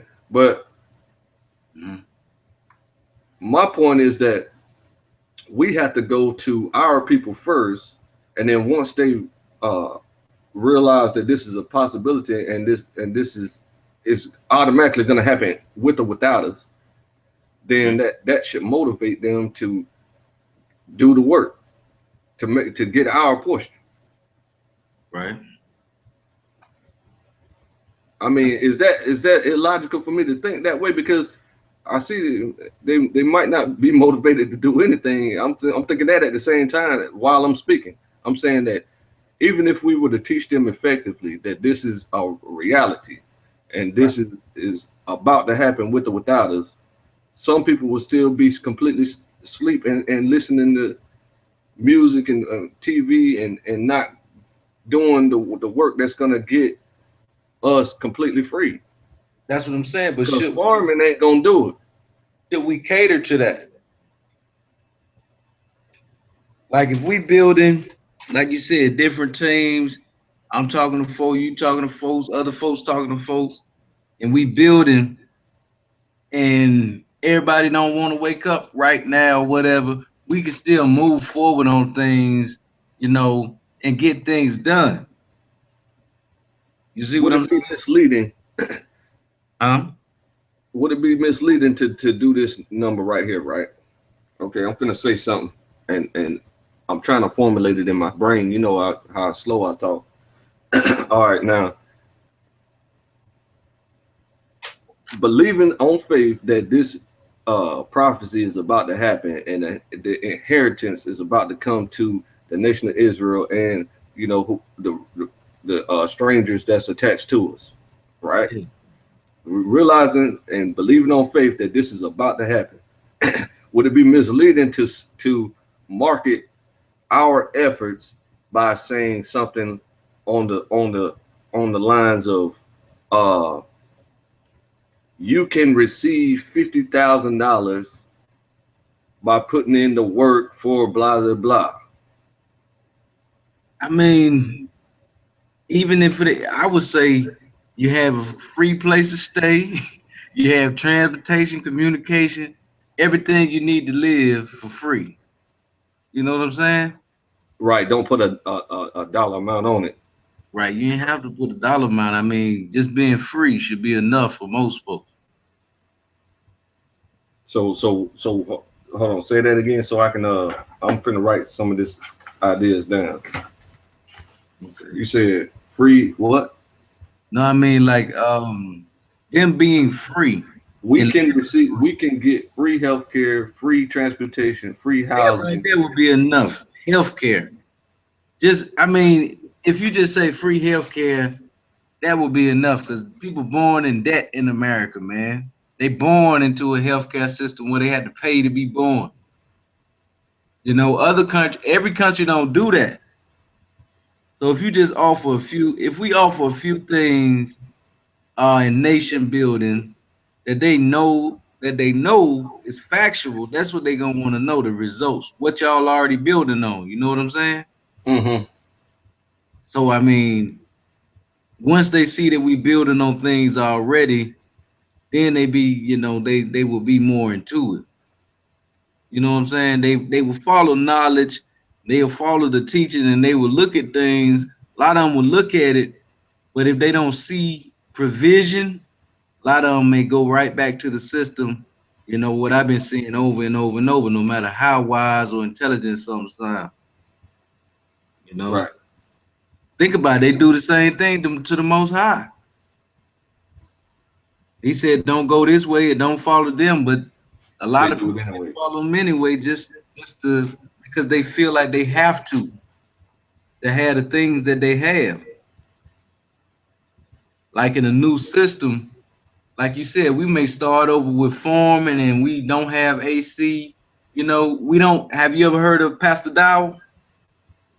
Yeah, that's who I keep. that's who keep popping into my head when I keep saying farming. Yeah, but I mean, Because that's how he feels like his congregation is gonna be saved if he grows enough food and enough animals to hold out until this civil war of all these sleep white and black people getting ready to have a civil war over nothing. And then if he can hold out just long enough to survive that war, and then Christ is gonna come back and pick him up personally and his whole congregation. And yeah. then they're going to be the only ones saved. And each camp believes that they're the only ones that are going to be saved. Oh man, that's ridiculous. They're not thinking. There's no rational thought in their minds at all. I mean, I would rather live like that than to be stuck in a system with no freedom, man. if we had to build like that, that's fine with me. Like it still gives us freedom. We grow our own food. We have control over our own agriculture and farming and animals, landscape and all of that. Yeah, but the problem with that is, see, he got to be strapped up, and he is strapped up. But you got to be strapped up when you live that way because they are already put laws in place that they enforce with guns about farming and things of that nature. Anytime they feel like coming by to tax you or say that you can no longer farm or you can't sell any of the food or anything like this here, they come with the guns like they did over there that white ranching place in California, the Bundy Ranch. They come with the guns, and if you're not prepared with snipers on the roof and you got your own plenty of guns to fight them, then they'll just take your land. That's the thing, though. Pastor Dow ain't got nothing about 10 acres. The Bundy Ranch got 635 acres. Mm-hmm. They came to try to take their stuff. They already had took plenty of their cattle and killed the cattle and stole their cattle. So once they came there to try to confiscate the land, they came out with their guns talking about, you better get out of here before all y'all get shot up. And they ran away. And it ain't even their land. Exactly. Now, and then, but at the same time, it ain't Bundy's land neither. So I'm trying to figure out how you gonna live like that. You know what I'm saying? When they can still constantly come and harass you, come kill your cattle. You know what I'm saying? Like they killed the Native Americans. They killed over 1 million bison that they was eating. Mm-hmm. Starved them to death. You going back to cave to you know what I'm saying? You going back to a degraded state of living that is not, that you're not gonna be able to sustain. You're gonna have to have bread on top of bread. You're gonna have to buy the newest technology to defend yourself. Yeah, that's the thing. The defenses of the Most High, man. That's what a lot of Hebrew Israelites waiting on. Because I mean, when you look at it, Most High is already moving. So that's the most important thing. Like the destruction or the defense can happen just in an instance. A whole army can be wiped out. They can't do nothing about it. It's like they shooting at the air if they start shooting. And they could be taken up in the whirlwind with the air. So it's really no way against that, and that's what I'm telling you. Like I already seen the things happening, in the times and the place, how the Most High retaliate to certain things. So yeah, now that's a part that is I gotta agree with that. That's a big part of our defenses is the spaceships that they trying to create technology to fight against, but they can't keep up with the Father's technology. Right, just everything belong to the Father. If he can control their spaceships while they in it, if he want to. Right. So I mean, it's and he showed me that. I work on the computer just shut off. I'll be like, oh. Yeah, man, I be having to pray over my stuff. Sometimes it be acting funny. That's what he be trying to show you there. He said, get off the computer. It is. Yeah. Dang. Phone, same stuff. I mean, it just. Man, I had a computer some years ago, and that thing, I'm talking about, it completely died for show dead. Couldn't turn it on or nothing. Dang. You know what I'm saying? For weeks. But you know what I'm saying? I guess it wasn't that long, probably about a week and a half, something like that. I said, man, I'm tired of this. You know what I'm saying? I got to get back on this computer. So I went ahead and prayed over it right fast. Turned it don't fired up instantly. As soon as I turned it on, I said, don't let this go out again. And that joker worked out to my perfect for a long time. That's what's up. Till somebody stole it.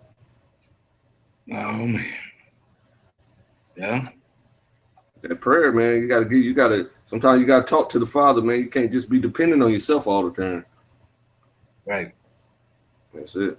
Let me get back to this discussion.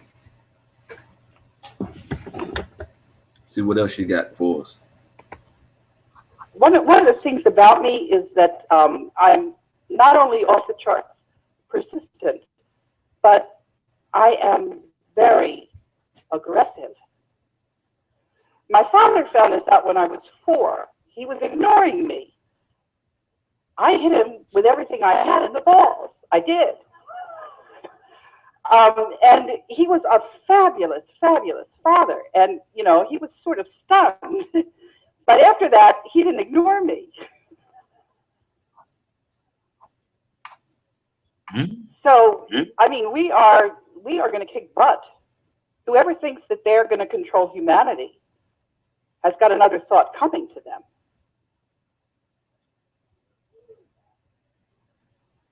But this is not going to be easy. If we're in charge, how are we going to sort things through? It's a very serious, difficult task that we're facing. So it's good news and bad news. Well, let me hustle on with our PowerPoint. Okay. This is to show you where we are now. Toto the dog, whistleblowers. This fellow, that's the banking cartel. That's the Bank for International Settlements, which thinks that we need to work 3 months out of the year for them. That's our tax money, which is going directly to the banking cartel. It's not going for roads or bridges or education or anything. It's just a scam. This business about interest on country currency, that's their idea. That's not our idea. You see that, right? See Right. how I did. people swear they paying taxes, and they think their taxes is going to the government, when everybody intelligent who studies this kind of stuff knows that when you pay the taxes to the IRS, it's going straight to them, and it's not going to your government at all. Crazy. Down. It's going down as quickly as we can tell our government to sign the agreement that I wrote to all of the governments. What did I do in Tokyo? I wrote a letter. It said, "Dear government, all of your paper dollars are not worth the paper they're written on. And they are going to be exchanged for gold currency, which is coming out of the gold that you saw that belongs to humanity. And we have to have a transition period because there's going to be a mint that has to mint this currency. So we're going to have to figure out how to have this transition. But the governments are not responding to the letters. A couple of them did. Now in the Parliament, the UK Parliament, one of the members of Parliament, by the way, I got a couple of statements up in the UK Parliament together with a World Bank whistleblower named Elaine Colville. And I'm going to tell you that there's a power transition model. Actually, let's move to the next slide and you can see. Or no, that's not the next slide. This slide is telling you actually where we are. Some people like to say that I'm sort of making things up about being the acting general counsel of the World Bank, which is what I am. I'm not inside the World Bank because there's a company, Allied Barton, which provides the security personnel. And that company is owned by the banking cartel. So I can't get into the building. But we fired that group and we hired a different group. And that different group is going to just take over.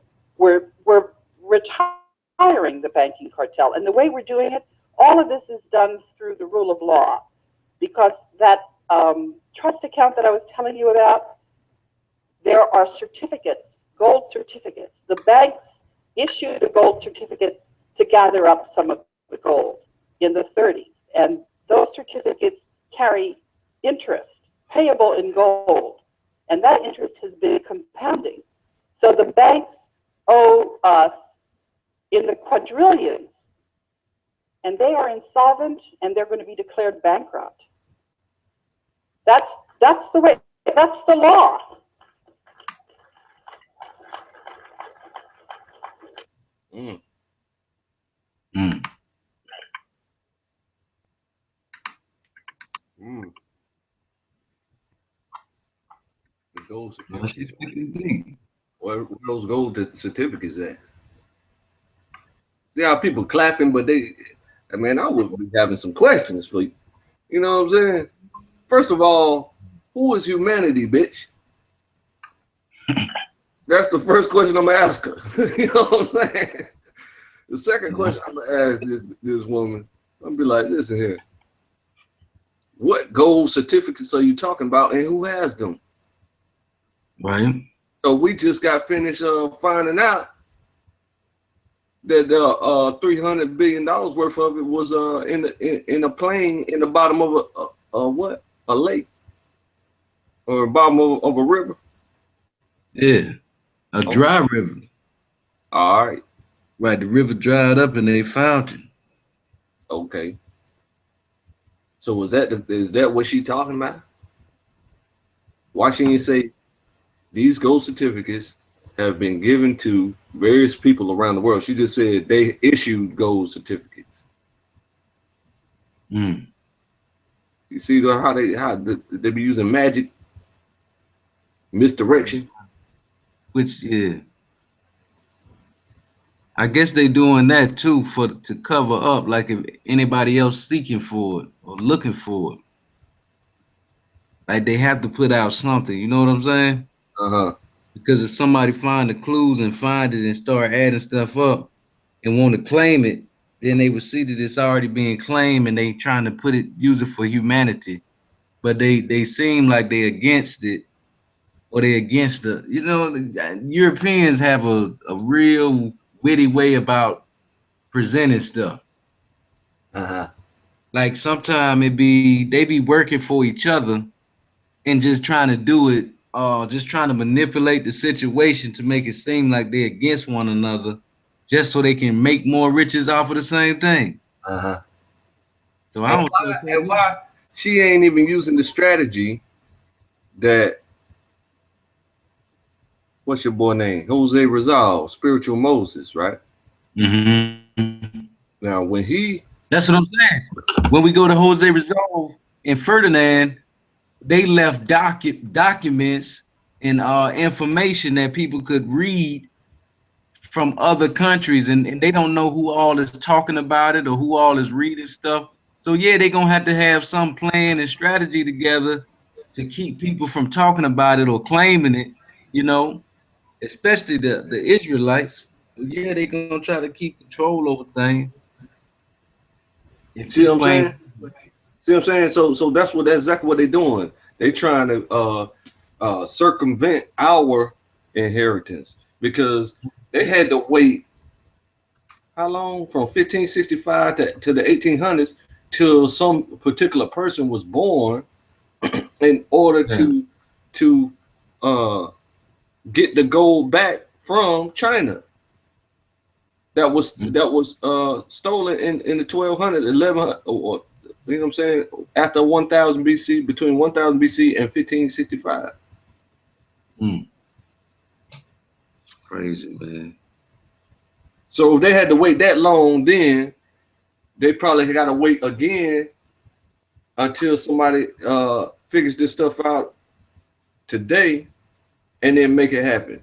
That's probably why they can't make it happen on their own merits because they don't have what it takes to move it. You mean the Karen lady? Karen and Wolfgang Struck, they working together now, and Karen has a team and Wolfgang Struck has a team. Trying to move it, right? They're trying to free up the gold and get it out into the open, into the public, so that everyone can have access to it, so there won't be so much poverty and wars everywhere. Okay. So So what I'm trying to figure out since is, they can't, what I'm saying is, since they can't do it, and it took 300 years. Remember, it took 300 years for it to be freed up the last time. Remember that? yeah. Okay. So I'm thinking to myself, it's it's going to take that kind of time again, you know, not exactly 300 years, but it's going to take a certain amount of time for a certain person or people to mature to the level to be able to move, because the only way, like, remember when Jose Rizal was born and raised up and ascended, or whatever they called it, he went to Zhongzhou, the Emperor Zhongzhou in China, went directly to him, who had custody of the gold. So he had the paperwork for the gold, so he had custody of it, but it was still spread around the world everywhere. He didn't have all the gold in China. So when he recovered it, then he put it in various countries everywhere. And she said that the banks hijacked it and kept it away from the beneficiary, who was Wolfgang Struck. So now they have custody over it, and they have the power over it. So somebody from that lineage that is respected by the Most High God is gonna have to go deal with it, because they're not gonna move unless they're forced to move, and the Father is gonna have to force them to do it. And since they're not recognized by the Father, that's why they can't be successful with it. Right. You see what I'm trying to say now? Right. That ain't making no sense to you. I hear you, man. It's making sense. It's really on hold, waiting for, you know, the right people. There you go. That the Father recognizes. Right. And then unlock spiritual things. There you go. Once that person or people tell them you better do it, then they better do it. Or the Father is going to do what he needs to do to free up the gold. Right. Right. See what I'm saying? Because they have control over right now, so they can move it how they want to move it in the satanic realm. But in order for it to get to the holy side of freedom, it's going to take a holy person to approach them to announce that, okay, you're going to have to give us the money. Right. And if you don't, right, you got to deal with our Father, which art in heaven. I think by the time, well, I don't know, but by the time we got to that point, it would probably be so much going on, they already know they have to deal with it. Now, see, I feel you on that, but see, look at here, though. Jose Rizal was one man and recovered all the gold himself by talking to one man who was the Emperor of China. But I mean, today, though, are we dealing with the BRIC people, like different nations? No, she said the BRICS are the people who are trying to free up the gold from the bankers who have total control over it. I mean, what are the bankers? What bankers? The World Bank, IMF, them boys. See, they had convinced the world by this 2,000-page book about the gold, about how the whole world should turn over their gold to a centralized bank, so that the process can be more streamlined in order to help humanity. And ever since then, they agreed, did that, and ever since then they've been oppressing and hoarding the gold ever since. So it's still sitting there though. Like, have they been using it? Yeah, they've been using it for themselves to have sex every day, 20 times a day. They used it to buy up everything in the world, like the food systems, the monster food systems, the train railways. They bought all the land everywhere. They bought the satellite arrays and all this stuff. They bought all types of technology and weaponry and all this stuff. But they have no idea the whole process that they were doing, that they're polluting everything, polluting the earth, polluting the atmosphere. Mm. See what I'm saying? So they just doing everything completely backwards. Mm. So that's why I said Jose Rizal was one guy who talked to the Emperor of China, who was one guy. Right. And by him speaking to the Emperor of China, what motivation would the Emperor of China have to give them the gold? They had to be forced on under threat of death. And No, not necessarily. I mean, it depends on that emperor. Like, if he had a heart that was understanding and he saw things happening, like I'm sure Resolve didn't go by himself, even if he went by himself. I mean, like spiritually, like he brought so much wisdom and understanding, and he probably taught him about the Most High, and showed him some lineage and different things that was irrefutable, you know. So I mean, yeah, I mean, if the emperor saw that, it put him in a position to want to deal. You know what I'm saying? Or he like, okay, so these people are my family too. You know what I'm saying? They probably cut him. He probably gave him some gold, of course, yeah. or let him keep, this portion of whatever he said. We are family. This is for our people. We have to do this or that, and this is what it's going to do for the earth. And you're going to be revered and appreciated for what you did. You know what I'm saying? Mm-hmm. So I mean, it's applicable. It can happen.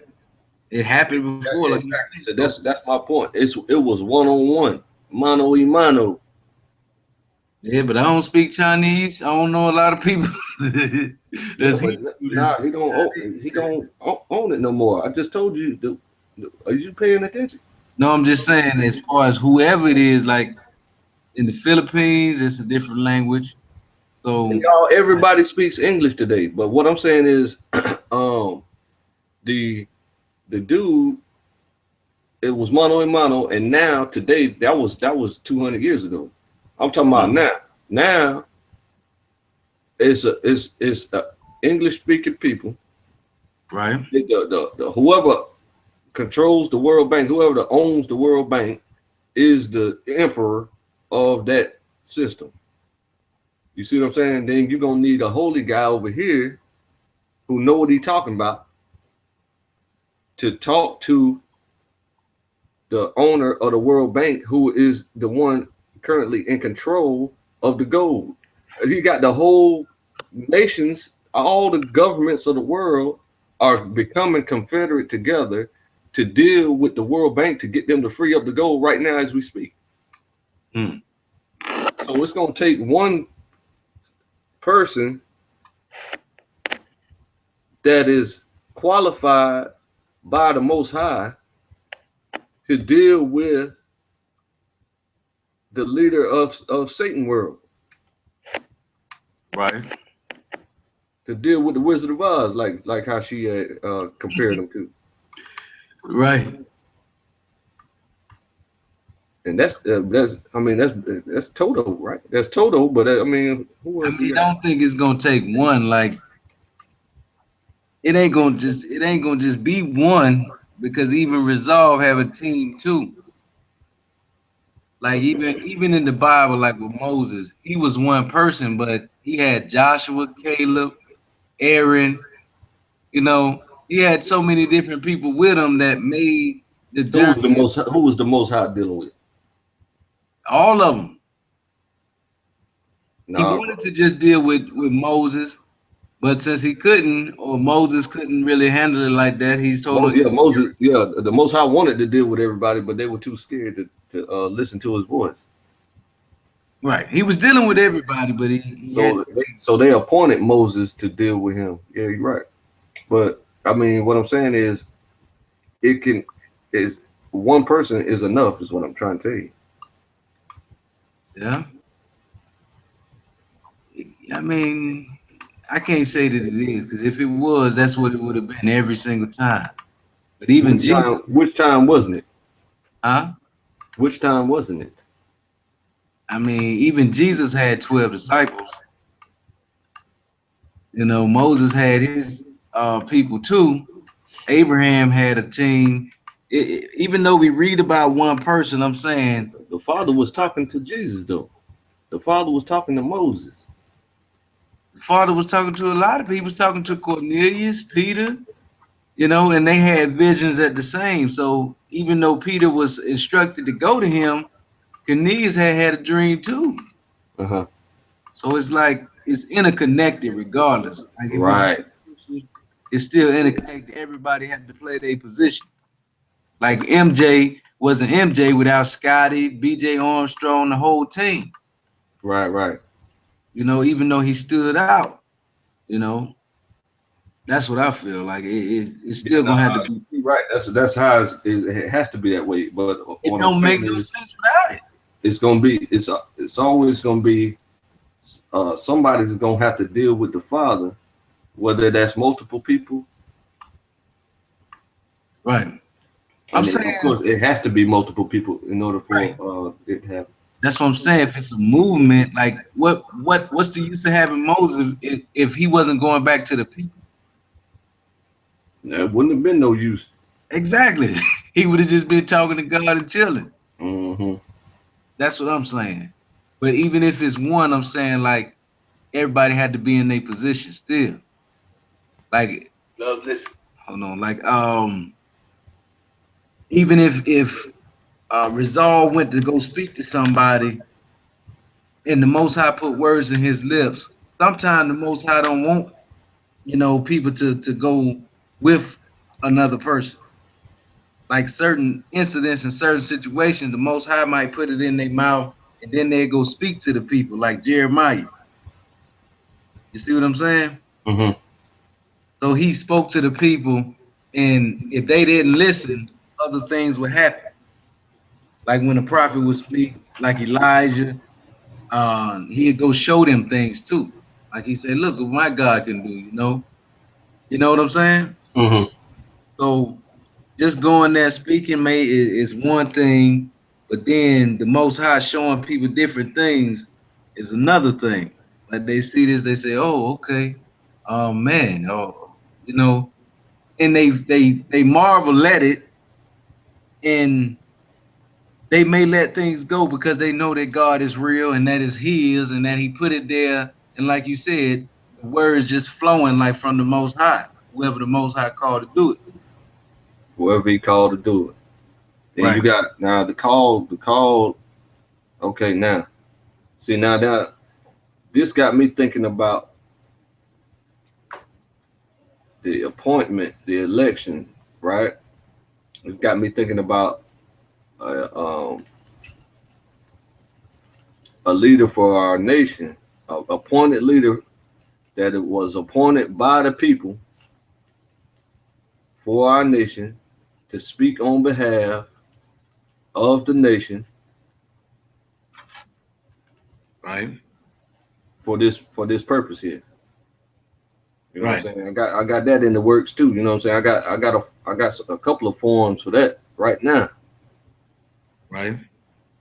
But see, it's the marketing and promotion part that's going to be a little difficult for me because I don't have the money to market it properly, and the camps have such a mind hold. You know what I'm saying? Like the members of each of all the people, all the camps, like most awakened Israelites are in camps. Yeah. So the members of each camp have such an affinity over the leader who woke the camp up Hmm. that they won't do anything other than what that leader says. Right. So That's why I was I, saying. I know for a fact Look, if I were to approach the leaders of each camp with this reality, that they would still be like, I'm not doing nothing. I'm finna get these people on these laws, statutes, and commandments, and that's what we're gonna do until Christ returns. hmm And I know for a fact that Christ does not return until we free ourselves. I mean, and which the law, statutes, and commandments frees ourselves mentally, okay, which causes physical freedom, okay. Right. So they're doing the right thing. It's already known. But someone is gonna have to physically get in front of the leader of the person that is in control over our inheritance and demand it to happen, just like every other prophet had to do back in the day. They had to go in front of the people, the person.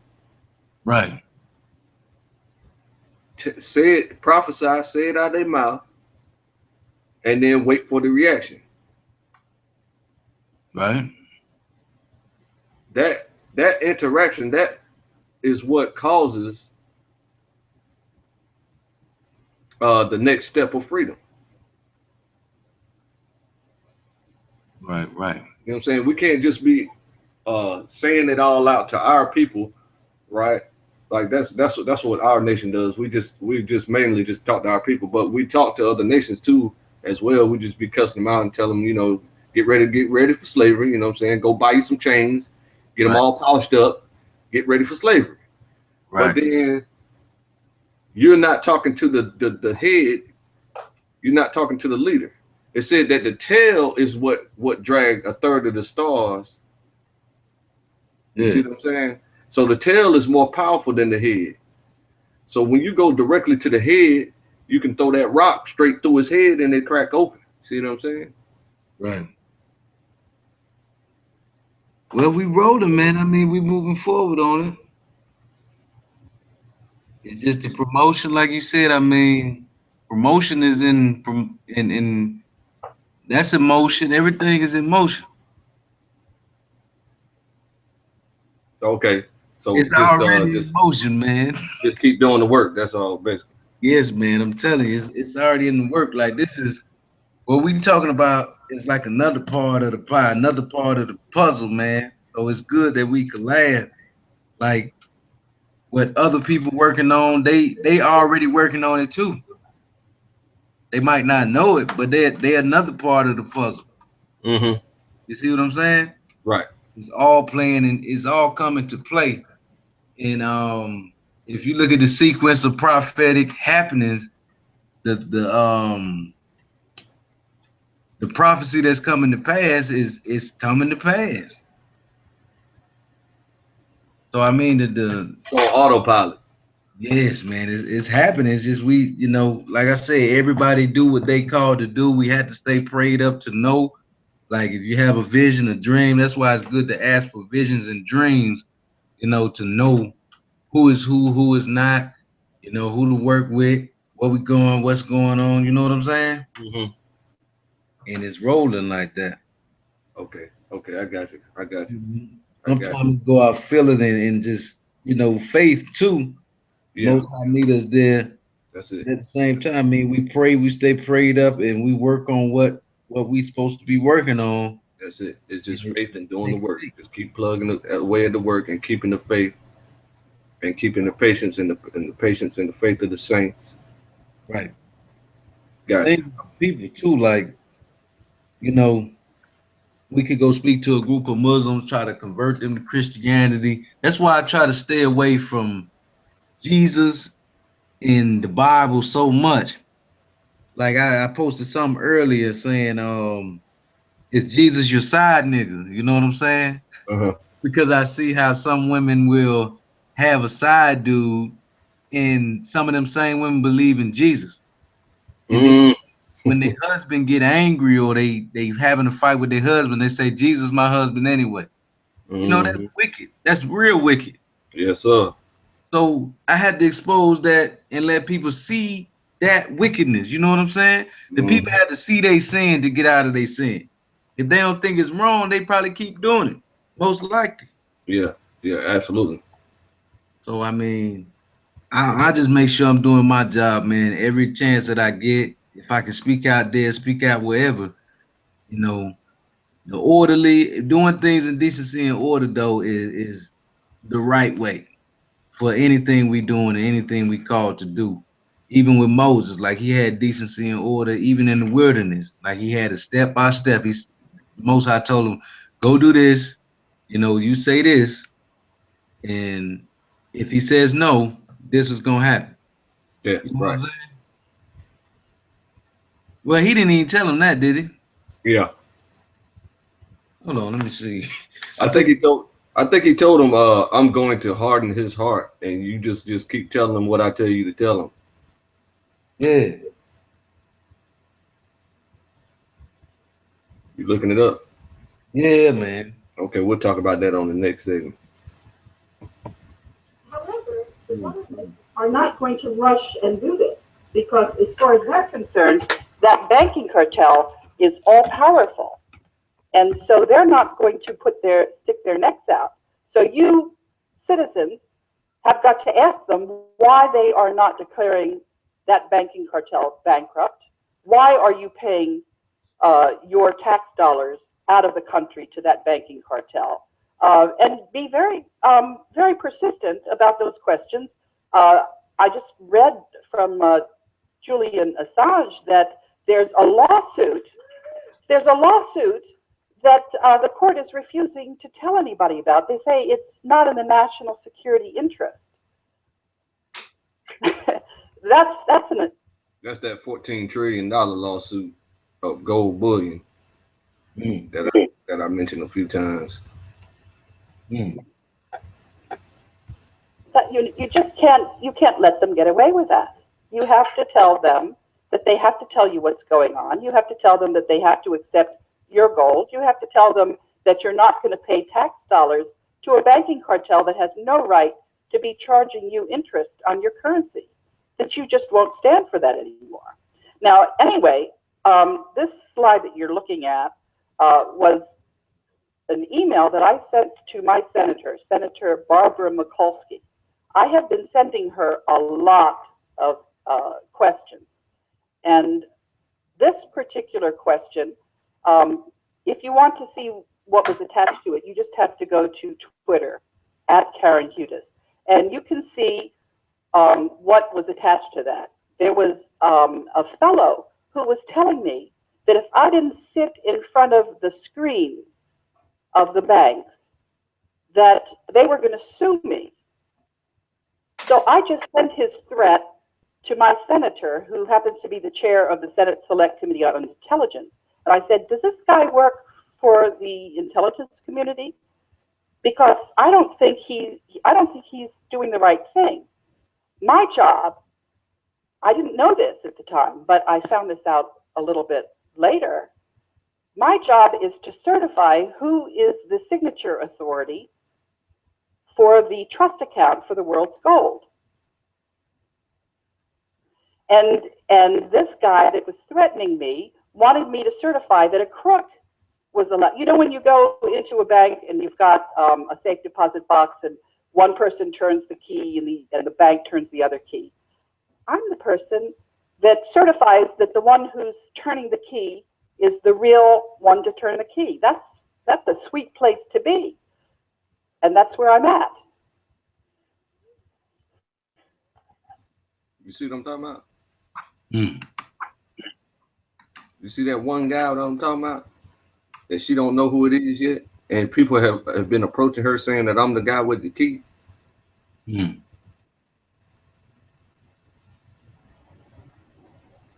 We got to have this election. Yeah. Go ringing off the hook.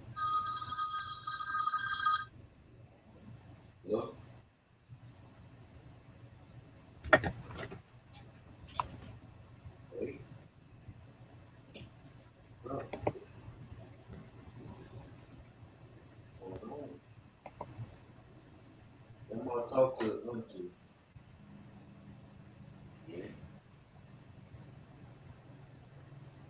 Right?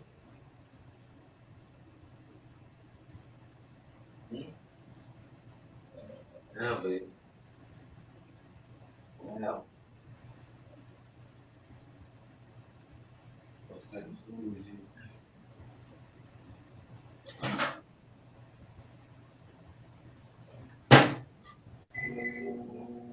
you? Rule.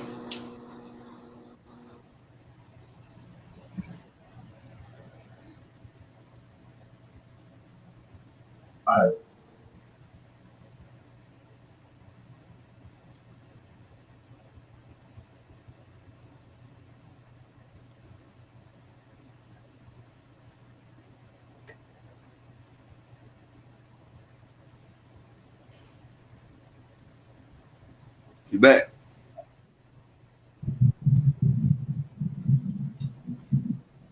Hello? Yeah. Yeah, I'm good. Okay. So that's what I'm saying. We got to have this election to figure out who's going to be the leader. Right. I can almost guarantee, man. This is just how I feel about it. I can almost guarantee that the elected leader of our nation is going to be the person who has the key. That she has, her and Wolfgang have the other key. Is it a real key? No, it's a proverbial key. Hmm. They got the codes and stuff like that to access the accounts, but the banksters block access to the beneficiary of the accounts. Oh. So they it's a certain code. Yeah, it's a number of codes for the different accounts. It's a whole bunch of different accounts, and then under those different names that we saw in part 3. Oh. Those But I know different. the Most High can speak that to somebody. See that, but it's got to be something on our end that the Most High needs to tell us, and I'm pretty sure he probably is only going to tell the leader. Right. Yeah. Because there's a prophecy that says his son will be revealed, and in my mind that was all of Israel, but of course there's always a leader for Israel. Right. So that's where I'm at on that part. Right. Right. You still on phone? No, I'm off the phone now. I'm listening. Okay. Okay, this is, I don't know if you can see the fine print, so I'll just read this out. This is what I said to Senator Mikulski. I'm resending with the correct attachment. That's because whenever I send out emails, I have to go back and reread them because the attachments aren't included, the text isn't included. They're hacking all over the place. But on the other hand, what I find on my computer is sometimes people are giving me documents that I forgot that they existed, but they're actually quite useful. I find that I'm in the picture of me sitting at the switchboard. All of the intelligence agencies of the world, the good ones, are feeding me information that's useful. And then some of the bad ones are hacking into my email, so I just have to monitor them. Anyway, please acknowledge receipt and that the link functioned correctly to provide correspondence with Captain O'Leary. Captain O'Leary, he is the defense attaché in Tokyo. He's in the U.S. Embassy. And when I sent him an email telling him, because he's working with that joint committee, telling him that the joint committee had to take back the gold for Japan, what happened the next day was that he acknowledged when I spoke to him, and he wrote at the bottom of his email that it was unclassified, meaning that I could send it out wherever I wanted to send it. This told me that the U.S. military doesn't like the idea of being unilaterally disarmed by the Federal Reserve note crashing. So we're actually in quite a sweet situation. We've got our military back. And we've got to make sure that they're really on our side, because there's some capabilities that you don't want them not to be on your side with those capabilities. Okay, let's go to the next slide. Now I'm just going to tell you who I'm copying to when I issued the press release saying that Japan was accepting its gold. I copied Wolfgang Strack, he's the authorized signatory. I copied all of the World Bank executive directors. That means that's all the countries of the world. That's a cooperative. So we can take back the rule of law, we can take back justice on this planet to the best of our ability. That's what we have going now. Okay, there was a fellow in one of the Nordic countries in Parliament. He's not really, you know, I thought he was going to help, but it turns out it's a little too much for him. So he said, please take me off your distribution list. Then I had that Japan Joint Committee that I was telling you about. Then the International Organization of Supreme Audit Institutions, the government auditing agency for the United States and all the other government auditors. So they've been watching, they've been seeing, they know that the international financial system is terribly rigged. And they've just sort of been sitting there like lumps on a log. And now everybody knows that they've got to clean up their act. So I copied them. Also the International Organization of Securities Commission. Yeah, it's like a big sting operation. See, it's kind of like I was riding in an elevator up the various levels. I started out at the ground floor knowing that there were going to be problems because Aaron Brock has told me that the place had just really deteriorated after what happened with the Vietnam War and McNamara. McNamara was in there for 10 years. That's enough time to really wreck an organization. So I knew that it was going to be tough. But I had no idea that the corruption was that deep. But I also knew, and I'll show you the slide later, there's something called a power transition model. A political scientist went to the Department of Defense, and he modeled using game theory modeling how coalitions would form. And this model is 90 to 95% accurate. That model said once I got my statement up on the UK Parliament website together with Elaine Colville. It said that the chance that there was going to be rule of law, that there would be coalitions.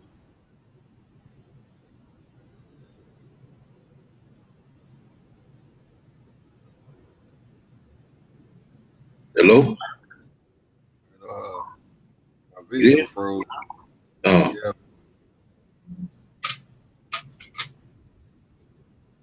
Uh-oh.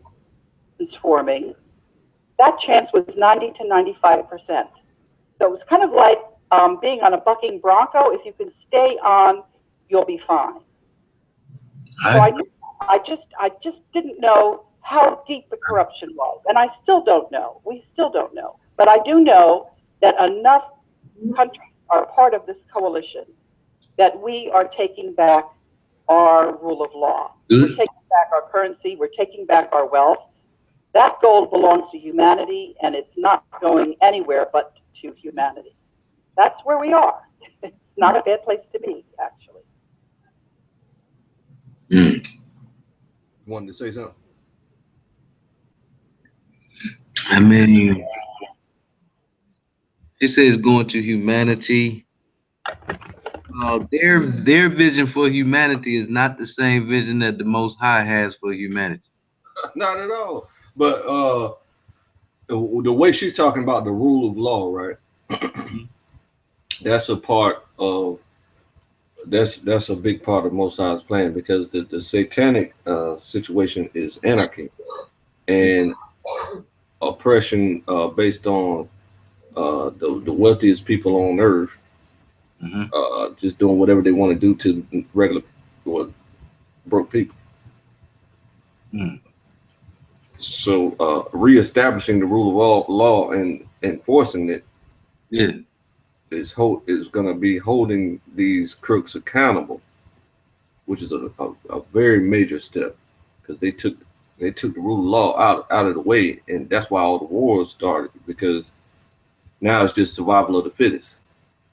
Rule of law looks out for the little people.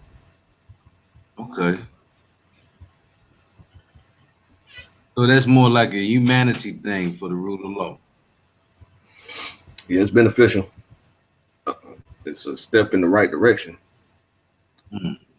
You know, the main the utopia would be that the people would the earth would be under biblical law Mm-hmm. and you know, be enforced that way.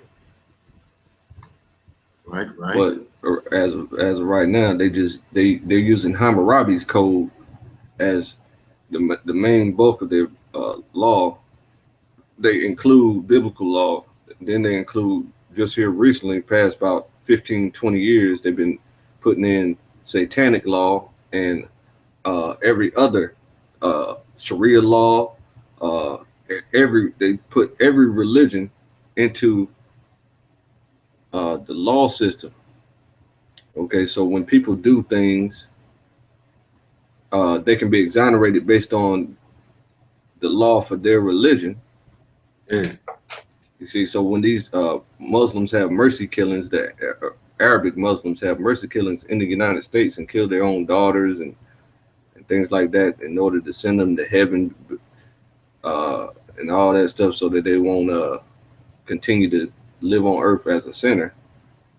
They go to court and say, that's our law, and our law is now a part of your law.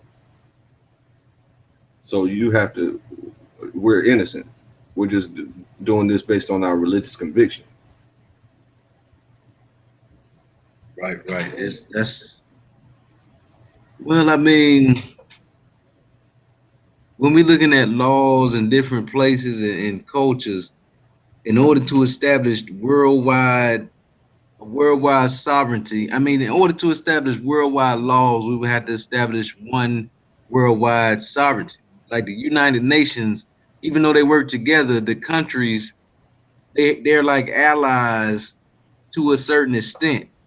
Like they don't try to invade so much privacy, but if they notice that someone is doing this or doing that, then they have treaties and they have different agreements to where they can't have weapons of mass destruction or they can't do this or can't do that. But that's not really laws. That's not really controlling their laws. You see what I'm saying? Mm-hmm. So if China have certain customs, which is a law, and they practice certain things like they eat sushi and they eat all types of things that might be abominable to the Most High, then the uh the United Nations, they don't seem to act on that. You see what I'm saying?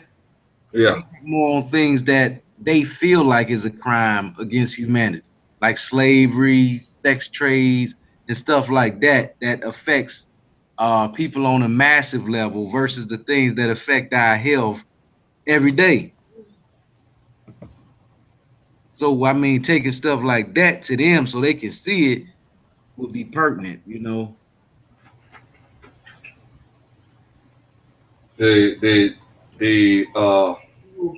well, that's a part of their plan. So What you mean? they want ill health and mass depopulation. But I'm saying she's talking about humanity. Like they plan for humanity is different. That's what I'm saying. Mm-hmm. So even if they have control over it, if they did have control over it, it wouldn't be a good thing in their hands. So expressing, you see what I'm saying? Mm-hmm.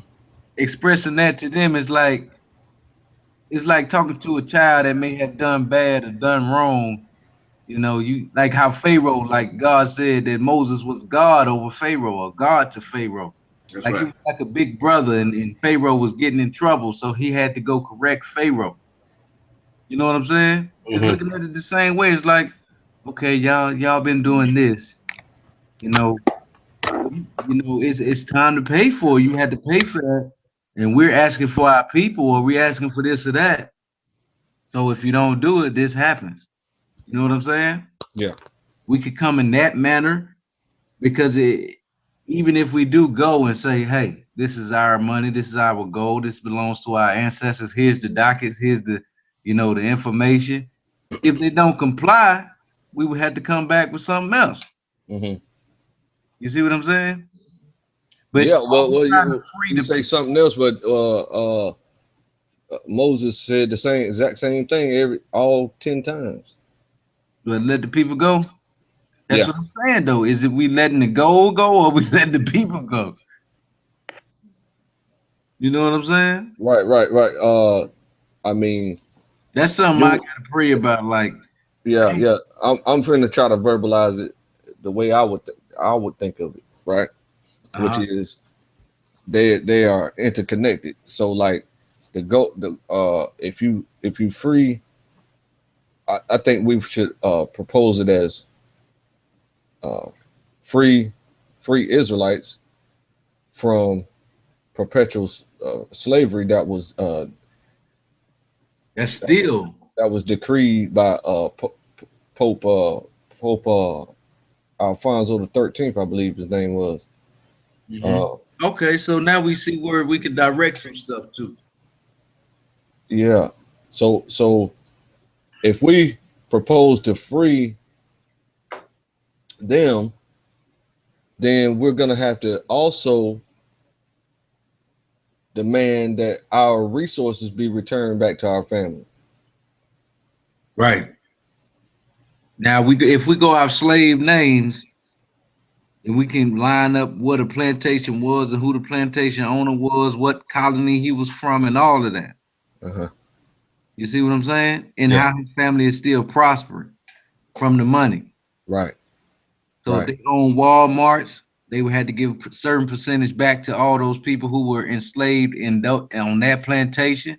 You see what I'm saying? Exactly. And It could be Dr. Claude exactly. Alexander has done a lot of that research, and that's why his team is suing over 250 corporations because they done already did the research back to the plantation, and then the descendants Yeah. took that wealth and started companies that are now huge today.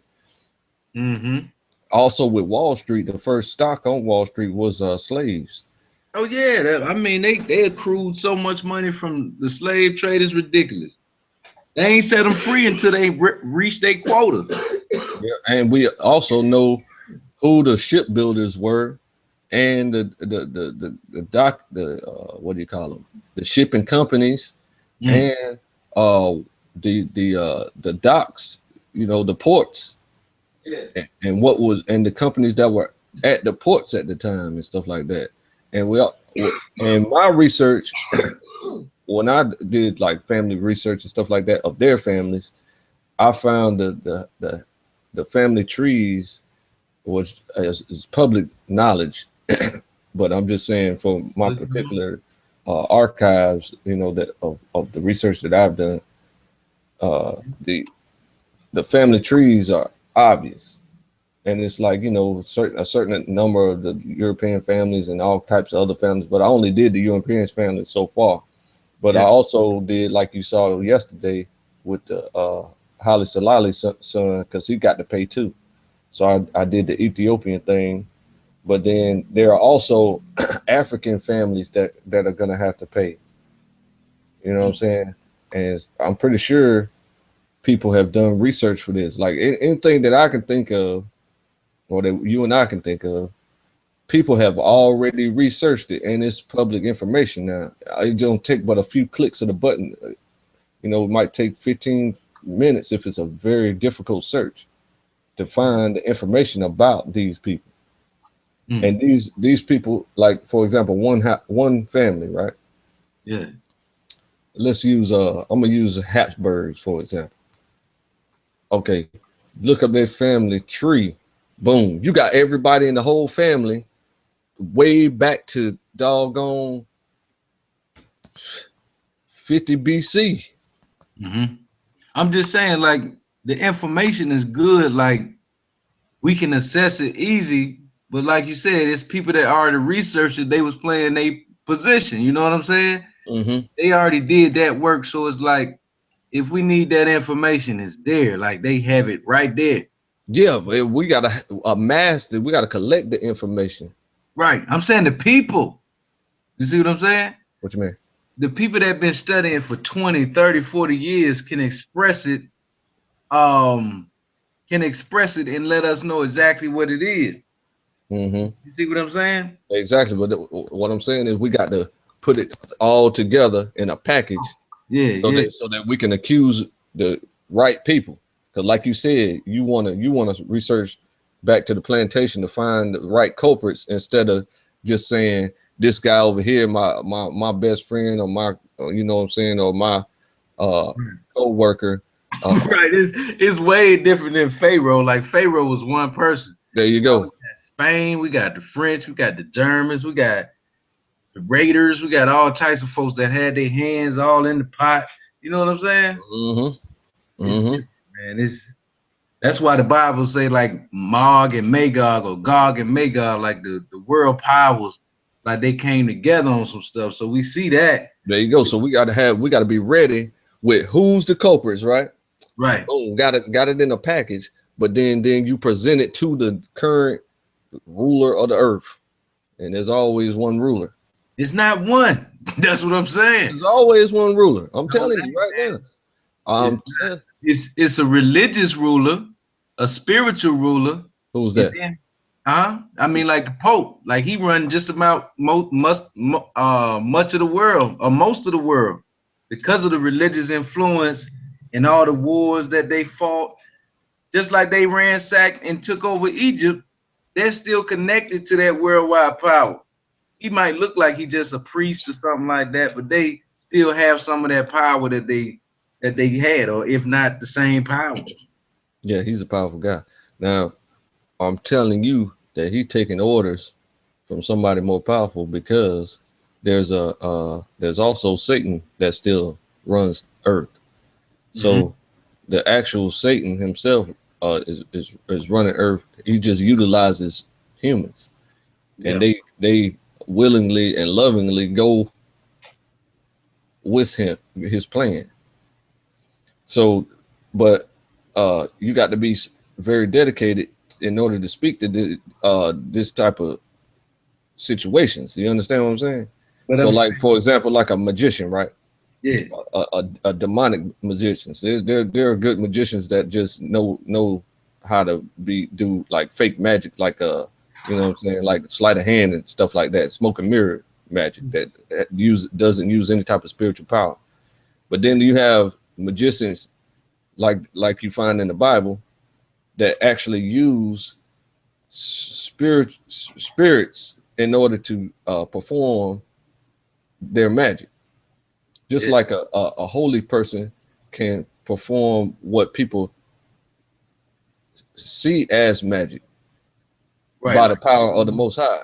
right. You see what I'm saying? So there's always one ruler over the entire earth in any particular time frame until that ruler dies, and then the rulership goes on to another person.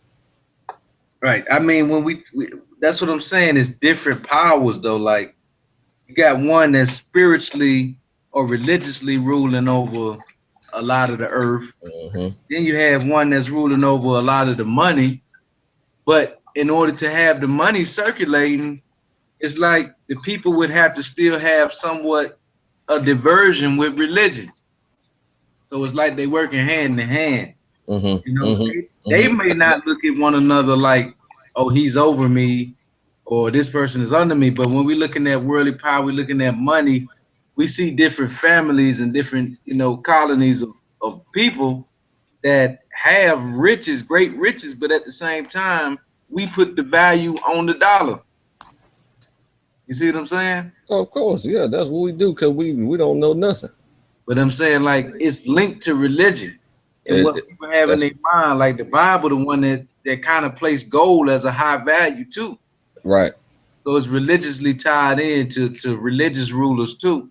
Like Yeah. in every almost every country, they have a prime minister or a, someone that acts off of what is they feel like is holy or religious or just right for the people to do on a defense note. You know what I'm saying? They strategize things to where it's together. Like they have a general, they have a captains, they have the king right here, they have a president that speak. So if he's a mouthpiece, yeah, it will be a king behind him, you know, that's somewhat in the same territory. So finding those links, you know, is not really hard. It's just it's like if we're looking at the Rothschilds or the Rockefeller or whoever it is, they already where they are. You know what I'm saying? Some of them are on their deathbed, some of them are sick, you know, Mm-hmm. and it's like they trying to hold on to their money or their fame. But at the same time, they can't heal themselves. They can't resurrect themselves with all whatever magic they have. They be trying. They be trying. They I don't know what they doing. You know, they have they they have all that money, man. This the guy I kept trying to think about earlier. The guy that did the paper bull. Mm. Is that Uh, the Borgia daddy? talking about we perpetuate there. Uh, uh, this was the leader of the House of Borgia Mm-hmm. at that time frame in 1447, and he was a pope too, Pope Nicholas V. Let me see. Did that change? Can you see the paper bull now? Huh? Is the paper bull showing now? Yeah, I can see it. Mm-hmm. Okay, so this is the paper bull that he issued, talking about we perpetual slaves. Pope Nicholas the Fifth issued the paper bull Dum Diversus on June 18, 1452. It authorized Alfonso V of Portugal to reduce any Saracens, which they just recently edited it Oh, to never ending slaves. Muslims. Yeah, they just recently put Muslims in there. What And is that? right What? there, you see that Saracens, Muslims in parentheses, and Oh, pagans, and pagans, and any other unbelievers to perpetual slavery. to reduce any Muslims and pagans. And This facilitated the Portuguese slave trade from West Africa. what is Saracens? Yeah, Saracens. These are Arabian. those were Israelites, but they had Muslims though. yeah, Muslim is just a religion. So they were beaten to submission in the sub-Saharan slave trade, which was going on from 600 BC, 600 AD to around this time, 1452. Mm-hmm. You see that? So Mm-hmm. they had got beaten to submission and became Muslims. And by them becoming Muslims, that pissed off the father and he put them in more servitude until they let all that stuff go. So that's not Christians and not really the Hebrew Israelites. They talking about perpetual slaves. That's the Israelites. Mm-hmm. But it don't say that. Yeah, don't say that. Yeah, that's right. Because you have to know the histories and stuff. Know what I'm saying? Like if we use this article, right? Mm-hmm. It's talking about the Muslims. They highlighted the Muslims right there in parentheses. Right. To perpetual slavery, like an endless slavery. Right. And I feel like that was because they was warring with the Muslims for that, you know, Jerusalem and for different things over there already. Mm-hmm. So if to take the focus off of the Hebrew Israelites means that, you know, they would want to fight against the Muslims with the Romans. Just like America, they try to make us turn against Muslims because of what they doing over there in the Middle East, but they're not telling us what the Europeans been doing to their people, trying to take over their land. You know what I'm saying? And call them perpetual slaves. Perpetual slaves. Not for the weekend. So this started the transatlantic slave trade because this gave them permission or the confidence that they'll be backed up with their hunting of humans. So this facilitated the Portuguese slave trade. The same Pope wrote the bull Romanus Pontifex on January 5th, 1455 to the same Alfonso, and that's the King Alfonso. Nope, that's not the one that we was looking at earlier. That we was looking at King Alfonso the 13th, but this was authorized for Alfonso the 5th of Portugal. Yeah, but that's their stuff though, right? What you mean? Like this is Roman stuff, like Portugal and Rome and their stuff. Like it's not worldwide. Yeah, it's worldwide. I mean, as far as the UN classifying slavery as a crime against humanity, that outlaws this, right? Absolutely. Okay. But I see how they got the Christian successors and all this Christian stuff. That's why I be like, man, it's connected. Like the Christianity and Jesus, how they use them as a scapegoat and still try to, is for their riches, man. And they, when you read the story and how they use the story to keep people broke, like they was telling you, it's true when you read it like that. And when people teach it that way, it's like I saw a picture of the Pope on their thrones, or the Pope on the throne, or whatever, and he was like, "Money is evil, but give it to us." Absolutely. You know exactly. what I'm saying? money is evil, so give it to us. You saw that one too. Yeah, of course. That's what they do. Oh, so yeah, the proverb says that the rich, the wealth, the riches of the rich is their strong city, and poverty destroys the poor. So, so the areas that it's talking about before they outlawed slavery by the UN Council, we weighing all a singular. Hold on, to invade, search out, capture, vanquish, and subdue all Saracens and pagans whatsoever, and other enemies of Christ, wheresoever placed, and the kingdoms, dukedoms, principalities, dominions, possessions, and all movable and immovable goods whatsoever, held and possessed by them, and to reduce their persons to perpetual slavery, and to apply and appropriate to himself and his successors the kingdoms, dukedoms, counties, principalities, dominions, possessions, and goods, and to convert them to his and their use and profit. By having secured the said faculty, the said King Alfonso, or by his authority, the aforesaid infant, justly and lawfully has acquired and possessed, and doth possess these islands, lands, harbors, and so they just be writing stuff, man. See what I'm saying? Just talking about they possess an island and It's a their harbor. magic. They just automatically just give you the right to conquer and take anything you want. And they do of right belong and pertain to the said King Alfonso and his successors. And that's exactly what's been happening. Why don't we just passing this down form and just put our name right there, man? I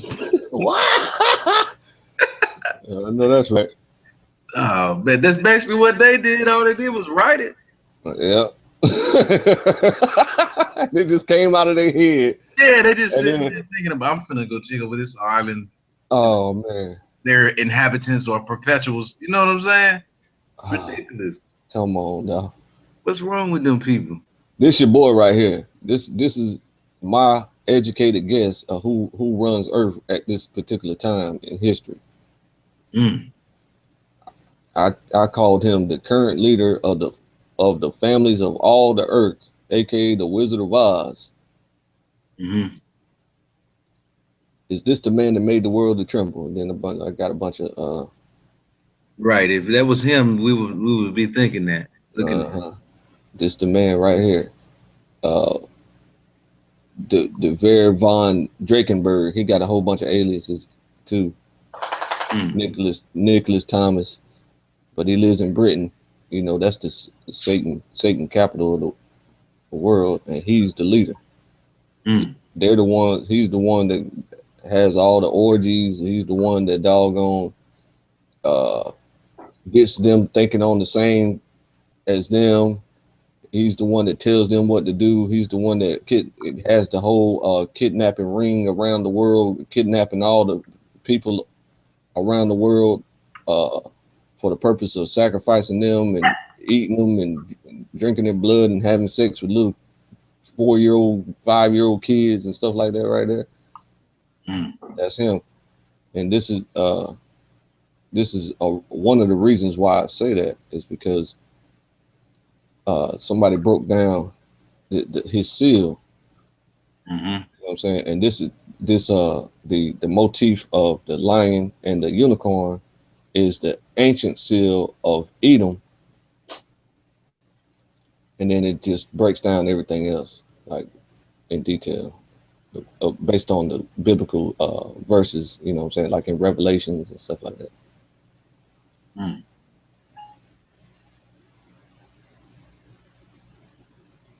Crown over 15 points, the king over 12 tribes of Israel, plus Ephraim, Manasseh, and Canaanite. You got Satan right here's the dragon, right here the crown prince of Wales. That gentleman I just showed is over all these clowns. He's their leader.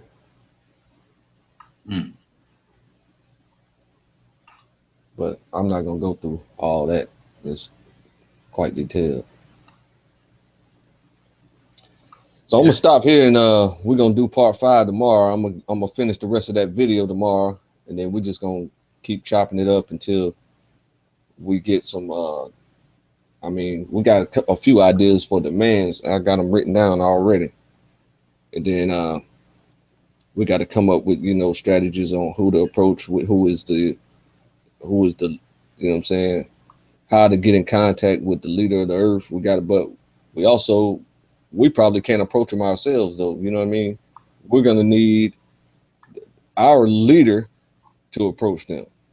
That's my thing. Like those magicians and sorcerers and things like that, when they study in the stars, and aren't they looking for stuff like that anyway? Yeah, well, basically, I think the only thing that really they can see is the birth of the Messiah at any given time. That's why they start ramping up abortion worldwide like that, because they don't know, they can't ever kill the Messiah, but they always attempt to. That's what I'm saying. So they would know like the times when the person would come. Yep. Right. Crazy, man. Like during the time of Moses, they tried to kill all the babies. Yep. During the time of Jesus too. Yep. They do it. They do it every time, man. They just never give up. They're gonna have to be utterly destroyed. We never gotta say nothing. Utterly. Oh man.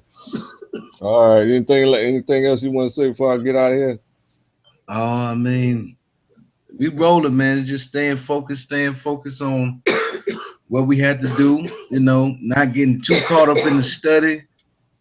Family, friends, and building around us, like building teams and building, keeping things structured in our homes and staying prepared for those moves, the perpetual blessings.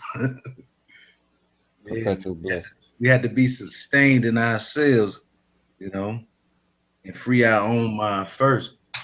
Yeah. Start in the house, man. Slavery, the freedom has already come. It's here now. It's just, there you go. It's individual salvation. Get your mind right. Right. And then work with the collective. Right. And receive your inheritance. That's our message to you on part 4. We'll see you in part 5 tomorrow at 4 o'clock Eastern Standard Time. It's Keyboard Warrior signing out. Nazir Devahim Yashua. Peace.